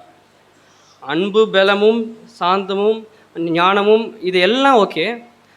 ஆனால் தாழ்மையுள்ள ஆவி எதுக்கு இங்கே வச்சுருக்காரு ஆண்டவர் இயேசு கிறிஸ்துவுள்ள? நமக்குள்ளாக இருக்க வேண்டிய, ஆனால் யாருக்குள்ளே இருக்கான்? ஆண்டவராக இயேசு கிறிஸ்து. அவர் 3ல் 1 அவர் திருத்துவத்தில் முதன்மையானவர். அவருக்குள்ள ஆண்டவர் எதை வச்சுருக்காரு? தாழ்மையின் ஆவியை வச்சுருக்காரு. அப்போ நம்ம கற்றுக்கொள்ள வேண்டிய விஷயம், அப்போ அந்த ஆவியானவர் நம்ம எதுக்குள்ளே நடத்துகிறாருன்னா, ஆண்டவரே அதுக்கு ஒரு எக்ஸாம்பிளாக இருக்கிறாரு. சகல சத்தியத்திற்குள்ளாக, சகல ஞானத்துக்குள்ள, வல்லமைக்குள்ள, பலத்துக்குள்ளாக அந்த ஆவியானவர் எப்படிலாம் உங்களை நடத்த, அதுக்கு நம்ம எத்தனை பேர் நம்ம நன்றி உள்ளவராக இருக்கிறோம்? இந்த உலகத்தில் இருக்க ஒரு ஒன்றுமே இல்லாத காரியத்துக்காக நம்ம ஆவியானவரை அது ஒரு விலை மதிக்க முடியாத ஒரு காரியத்தை தேவன் இந்த மண்ணான சரீரத்தில் வைத்திருக்கிறார். ஒவ்வொரு நாளும் நம்ம அதுக்கு நன்றி உள்ளவராக இருக்க வேண்டும். அவர் உள்ளே வரும்பொழுது இந்த மண்ணான சரீரத்தை உயிர்ப்பிக்கிறவராக இருக்கிறார். உலர்ந்த எலும்புகளை அவர் ஒரு சேனையாய் மாற்ற உண்மை உள்ளவராக இருக்கிறார். எல்லாருக்கும் தெரியும், ஆண்டவர் ஆவியானவரால் அவருடைய உலர்ந்த எலும்பு போல உங்கள் வாழ்க்கை மரித்த நிலைமையில், இன்றைக்கி ஆராதனை கூட நம்ம கேட்டோம், நம்ம இடத்துல மரித்து போயிருக்கிற எந்த நிலைமையில் என்ன காரியம் இருந்தாலும் நீங்கள் விசுவாசித்தீங்கன்னா உங்களுக்கு இந்த இடத்துல உங்களை ஒரு சேனையை போல் ஆண்டவர் மாற்ற உண்மை உள்ளவராக இருக்கிறார். நீங்கள் இந்த இடத்துல நீங்கள் சாதாரணமாக இருக்க போகிறதில்ல. அந்த ஆவியானவர் உங்களுக்குள்ளே இருந்து அவர் கிரியை செய்ய ஆரம்பித்து விட்டால், அவர் எடுத்து உங்களை பயன்படுத்த ஆரம்பித்து விட்டால், உங்கள் மூலமாக பெரிய காரியங்களை, அற்புத அதிசயங்களை செய்ய ஆரம்பித்து விட்டால், உங்கள் சபை இருக்கிற வண்ணமாக எல்லாம் நிறைஞ்சு இன்னும் பல சர்வீஸ் நீங்கள் நடத்த போகிறீங்க, பல ஆத்துமாக்களை கொண்டு வர போகிறீங்க. தேவன் உங்களை கொண்டே உங்கள் பகுதிக்கு ஒரு பெரிய ஆசீர்வாதத்தின் ஊற்றாக உங்களை வைக்க போகிறார். எத்தனை பேர் விசுவாசிக்கிறீங்க? ஆமென். கர்த்தர் நல்லவர். அது மாத்திரம் இல்லை, நாம் இந்த கேட்ட காரியத்தை நம்ம வாழ்க்கையில் அப்படியே அப்ளை பண்ண போகிறோம். ஆண்டவரே, இந்த உயிர்த்தெழுதல் நாளில் என் வாழ்க்கையை மாற்றுங்கப்பா. ஒருவேளை இந்த சபைக்கு வரும்பொழுது நீங்கள் பல தேவைகள் மத்தியில் வந்திருக்கிறான், இல்லை ஒரு உடைந்த உங்களுடைய ட்ரீம்ஸ், நான் இதெல்லாம் செய்யணும்னு நினச்சிருந்தேன், ஆனால் இதெல்லாம் உடஞ்சி போச்சு, இதெல்லாம் இனிமேல் செய்ய முடியுமா எனக்கு தெரியல. ஆனால் இன்றைக்கி ஒரு இம்பாசிபிள் சிச்சுவேஷன்ஸ், என்னால் இதை என் வாழ்க்கையில் இதெல்லாம் நடக்காது, நான் எதிர்பார்த்து காத்து கொண்டிருக்கேன், இந்த வேலை எனக்கு கிடைக்கவே கிடைக்காதுன்னு நினைக்கிறேன், இல்லை இந்த சுகம் எனக்கு கிடைக்காது, என் காரியத்தில் நான் இப்படியே தான் இருக்கேன், எப்படி வேணால் நீங்கள் யோசிக்கலாம். ஆனால் இன்றைக்கி நான் ஒரு ஆவியானவரை நான் பார்க்குறேன். அவர் அந்த நிறைவானவர் நமக்குள்ளாக வரும் பொழுது அந்த குறைவுகள் எல்லாம் அது கடந்து செல்கிறதா இருக்குது. அது நிறைவாய் மாற்றுகிற ஆவியானவர் நமக்குள்ளாக இருக்கிறார். ஆண்டவராக இயேசு கிறிஸ்துவின் சரீரத்தை பார்க்கும் அது உடைக்கப்பட்ட சரீரம், அது நொறுக்கப்பட்டதாக இருந்தது. ஆனால் அதை கூட ஆண்டவர் பரிசுத்த ஆவியானவர் என்ன பண்ண, அது ரிவைவ் பண்ண உண்மை உள்ளவராக இருந்தது போல அதே ஆவியானவர் நமக்குள்ளாக வாசம் பண்ணுகிறதுனால நம்முடைய சாவுக்கு ஏதுவான சரீரத்தையும் அவர் உயிர்ப்பிக்க உண்மை உள்ளவராக இருக்கிறார். அதை எத்தனை பேர் விசுவாசிக்கிறீங்கன்னு தெரியல. இது ஒரு பெரிய ஒரு ஆசீர்வாதம், ஒரு பெரிய ஒரு ஆசீர்வாதம். இந்த ஆவியானவர் நமக்கு கிடைத்திருக்கிறது ஒரு பெரிய ஆசீர்வாதம். நம்ம வேற எதையோ நம்ம பெருசாக பேசிகிட்டு இருக்கோம், ஆனால் அதெல்லாம் காட்டிலும் முக்கியமான காரியம் எது? நமக்கு கொடுத்துருக்க அந்த ஆவியானவர் தான். நாம் விசுவாசத்தில் நிற்போம். கிளியோப்பையை போல ஒரு அவிசுவாசியாய் அல்ல, இல்லை இந்த சீஷர்களைப் போல தேவனுடைய வார்த்தையும் எல்லாவற்றையும் கேட்டு அவர் விசுவாசியாதபடிக்கு அவங்க நிலைமையில் இருந்தது போல அல்ல. கிறிஸ்துவை மரித்தொழிந்து உயிர்ப்பித்த அதே ஆவியான நமக்குள்ளாக வாசம் பண்ணுகிறார் என்று சொல்லும் பொழுது அந்த ஆவியார் என்னையும் உயிர்ப்பிக்க இந்த நாளைக்கல்ல, அடுத்த வாரம் இல்லை, அடுத்த மாதம் இல்லை, இன்றைக்கே என்னோட ஆவியானவர் என்னை உயிர்ப்பிக்க உண்மை உள்ளவரை நம்ம விசுவாசிக்கும் பொழுது பெரிய காரியங்களை செய்கிறார். ஆகையால் அதே ஆவியானவர் அவர் நமக்குள்ளாக வாசம் பண்ணுகிறார். இரண்டாவதாக, மூன்றாவதாக நம்முடைய சாவுக்கு ஏதுவான சரீரங்களை அவர் உயிர்ப்பிக்க உண்மை உள்ளவராக இருக்கிறார். எத்தனை பேர் உங்கள் வாழ்க்கையை ஒப்பு கொடுக்க ஆயத்தமாக இருக்கீங்க? ஆண்டவரே, இது வரைக்கும் நான் என் இஷ்டம் போல் வாழ்ந்துட்டேன், ஒருவேளை எனக்கு நிறைய காரியங்கள் எனக்கு தெரிஞ்சிருக்குன்னு சொல்லி நான் அந்த இதில் நான் வாழ்ந்துட்டேன், ஒரு மிதப்பில் இருந்துட்டேன். எனக்கு ஆண்டவருடைய குறித்த ஞானம் இருக்குது, அறிவு இருக்குது, அவர் தீர்க்கதரிசன குறித்த வரங்களை குறித்த ஞானம் இருக்குது, எனக்கு அவருடைய உயிர்த்தெழுதல் குறித்த அறிவு இருக்குது, எல்லாம் எனக்கு தெரியும். ஆனால் இந்த எம்மா ஒரு சீசனை போல தான் ஆண்டவர் வார்த்தை அவனுக்கோடு கிரியை செய்து கூட அவன் எங்கே போகிறான்? 8 மைல் அவன் இருக்க வேண்டிய இடம் கலிலேயா. இல்லைனா அந்த இடத்துலேருந்து ஆண்டவரை அவனாக கூட அவன் சோதிச்சு அறிந்திருக்கலாம். ஆனால் அவன் ரெண்டுத்துக்குமே இல்லாமல் எங்கே போகிறான்? கொஞ்சம் கூட விசுவாசியாமல் அவன் எம்மாவரை நோக்கி அவன் எங்கேயோ போயிட்டுருக்கான். இன்றைக்கி நிறைய பேர் ஆண்டவருடைய சமூகத்தை விட்டு நம்ம தூரமாகி போய் கொண்டிருக்கிறோம். ஆண்டவருடைய வார்த்தை நமக்கு நேராக வருகிறது, அதை கேட்கிறவர் மாத்திரமா இல்லாமல் அது செவி கொடுக்காமல் அந்த ஆவியானவர் நம்ம காரியங்கள் இருக்குன்னு என்பதுக்காக அல்ல, என்னைக்கு நாம் அந்த ஆவியானவருக்கு முழுமையாக ஒப்பு கொடுக்குறோமோ அப்பொழுது அந்த சாவுக்கு எதுவான நம்ம சரீரத்தை கூட அவர் உயிர்ப்பிக்க உண்மை உள்ளவராக இருக்கிறார். நாம் எல்லோரும் எழுந்து நிற்போம். கொஞ்ச நேரம் ஆண்டவரே நீ தந்த அந்த வார்த்தைக்காக எத்தனை பேருக்கு ஆண்டவர் உங்களோட பேசி நாங்கள் விசுவாசிக்கிறீங்க? ஆமேன். ஒரு கரங்களை உயர்த்தி ஒரு அலையிலியா சொல்லுவோமா? ஆண்டவரே, நான் இந்த வார்த்தைக்கு நான் என்னை ஒப்பு கொடுக்குற முழுமையாக கண்களை மூடி, இது உங்களுக்கும் ஆண்டவருக்கான நேரம். ஆண்டவரே, நான் என் வாழ்க்கையில் எல்லாவற்றையும் ஆண்டவரே நான் உம்மிடத்தில் ஒப்பு கொடுக்குறேன். ஆண்டவரே, கிறிஸ்துவை மரித்தொழில் எழுப்பின அதே ஆவியானவர் சாவுக்கு எதுவான எங்களுடைய சரீரத்தை நாங்கள் உயிர்ப்பிக்க உண்மை உள்ளவர் நாங்கள் வாசித்தோமே. ஆனால் ஒரு விஷயம் கூட இந்த ஆவியானவர் எங்கள் மத்தியில் இறங்கி வாங்கன்னு கேளுங்க பார்க்கலாம். நிறைவானவர் வரும்பொழுது குறைவானவர் எல்லாம் கடந்து செல்கிறது. ஆண்டவரே, உமக்கு நன்றி செலுத்துகிறோம், உமக்கு நன்றி செலுத்துகிறோம். கொஞ்ச நேரம் ஜெபிங்க, வாயில திறந்து ஜெபிங்க. இது உங்களுக்கும் ஆண்டவருக்குமான நேரம். ஆண்டவரே, நான் ஒப்பு கொடுக்குறப்பா, ஆனால் என்னுடைய ஆவியாத்மா சரீரத்தை ஒப்பு கொடுக்குறேன். நீங்கள் ஆளுகை செய்யுங்க, நீங்கள் பலப்படுத்துங்க, நீங்கள் ஆட்கொள்ளுங்க.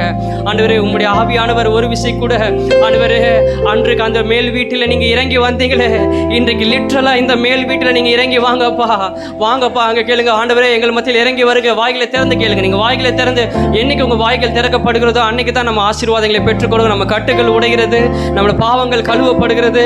ஒரு பெரிய ஒரு நிலைகளுக்குள்ள ஆண்டு நம்ம கொண்டு வர போகிறார். சொல்லுங்க, ஆண்டவரே உமக்கு நன்றி, உமக்கு நன்றி, உமக்கு நன்றி அப்பா, உமக்கு நன்றி செலுத்துகிறோம். இயேசுவே, உமக்கு நன்றி செலுத்துகிறோம்.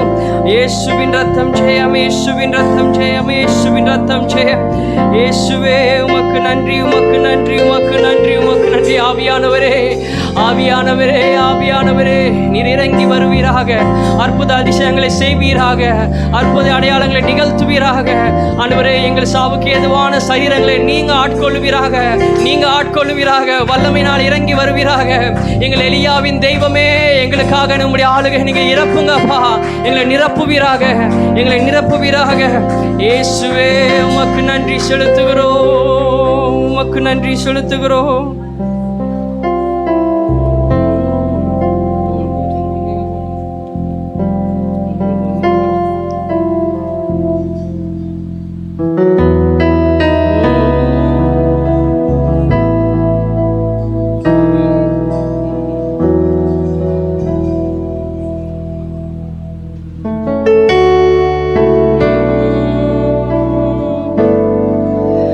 நீர் வந்தால் சூழ்நிலை மாறுமே,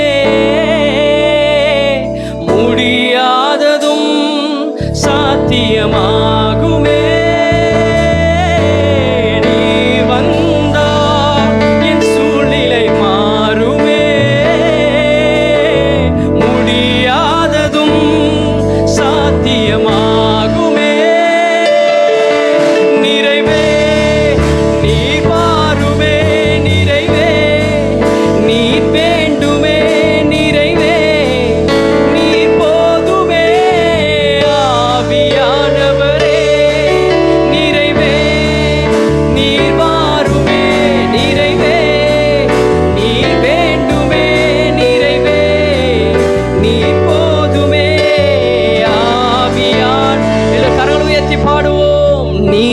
வந்தால் சூழ்நிலை மாறுமே. ஒப்பு கொடுத்து சொல்லுவோம், முடியாதது முடியாதது சாத்தியமாகுமே.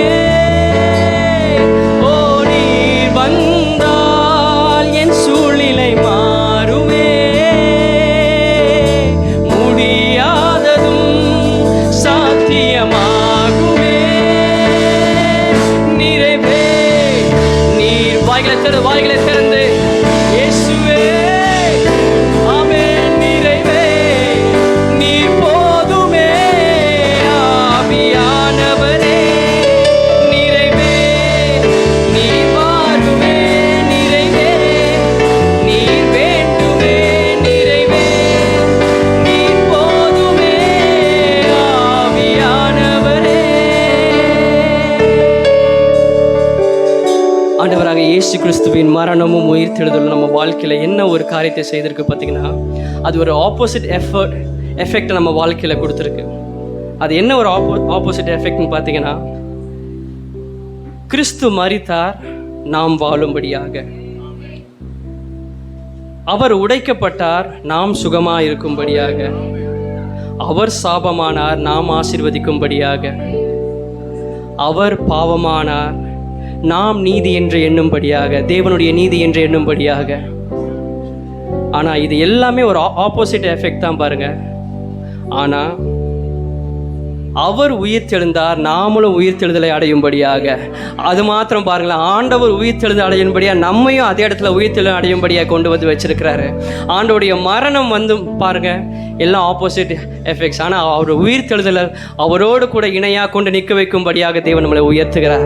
எத்தனை ஒரு நல்ல தேவனை ஆராதிக்கிறோம். எல்லா கரங்களும் வானத்துக்கு நேராக உயர்ந்திருக்கட்டும். நீங்கள் ஒப்பு கொடுத்து சொல்லுங்கள், ஆண்டவரே இதை வரைக்கும் நான் எதையும் நான் கேட்கலனாலும் ஆண்டவரே இன்றைக்கு இந்த இடத்த விட்டு கடந்து போகும்போது உங்களுடைய ஆவியானவர் நிறைவதனால நான் கடந்து செல்ல எனக்கு உதவி செய்யுங்க. நீங்கள் கேட்க போறீங்க, ஆண்டவரே உமக்கு நன்றி அப்பா.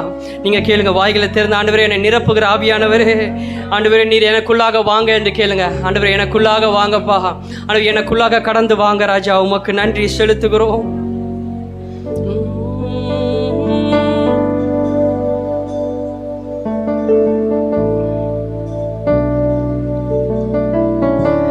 நீர் நெருப்பாய் வருவி, நீர் காற்றாய் வருவி, நீர் அக்கினியாய் வருவி, நீர் அன்பாக வருவி. நீர் நெருப்பாய் வருவி, நீர் காற்றாய் வருவி, நீர் அக்கினியாய் வருவி. நீர் எல்லாரும் கரங்களை உயர்த்தி கேட்போம். நீர் நெருப்பாய், நீர் நெருப்பாய் வருவி, நீ காற்றாய் வருவி, நீர் அக்கினியாய் வருவி, நீர் அன்பாக வருவி. நீ நெருப்பாக வருவி, நீ காற்றாய் வருவி, நீர் அக்கினியாய் வருவி, நீர் அன்பாய் வருவே. நிறைவே நீர் வாருமே. நிறைவே நீர் வேண்டுமே. நிறைவே நீர் போதுமே. ஆவியான உள்ளத்திலிருந்து நிறைவே நீர் வாருமே. நிறைவே நீர் வேண்டுமே. நிறைவே நீர் போதுமே. ஆவியான் ஒரு விசை சொல்லுவோம். பலவீனம் பலனாய் மாறுமே. எந்த சுகவீனம் சுகவீனம் சுகமாய் மாறுமே. பலவீனம் பலனாய் மாறுமே. எங்கள் சுகவீனம் சுகமாய் மாறுமே. நீர் வந்தால், நீர் வந்தால் சூழ்நிலை மாறுமே. முடியாததும் சாத்தியமாகுமே.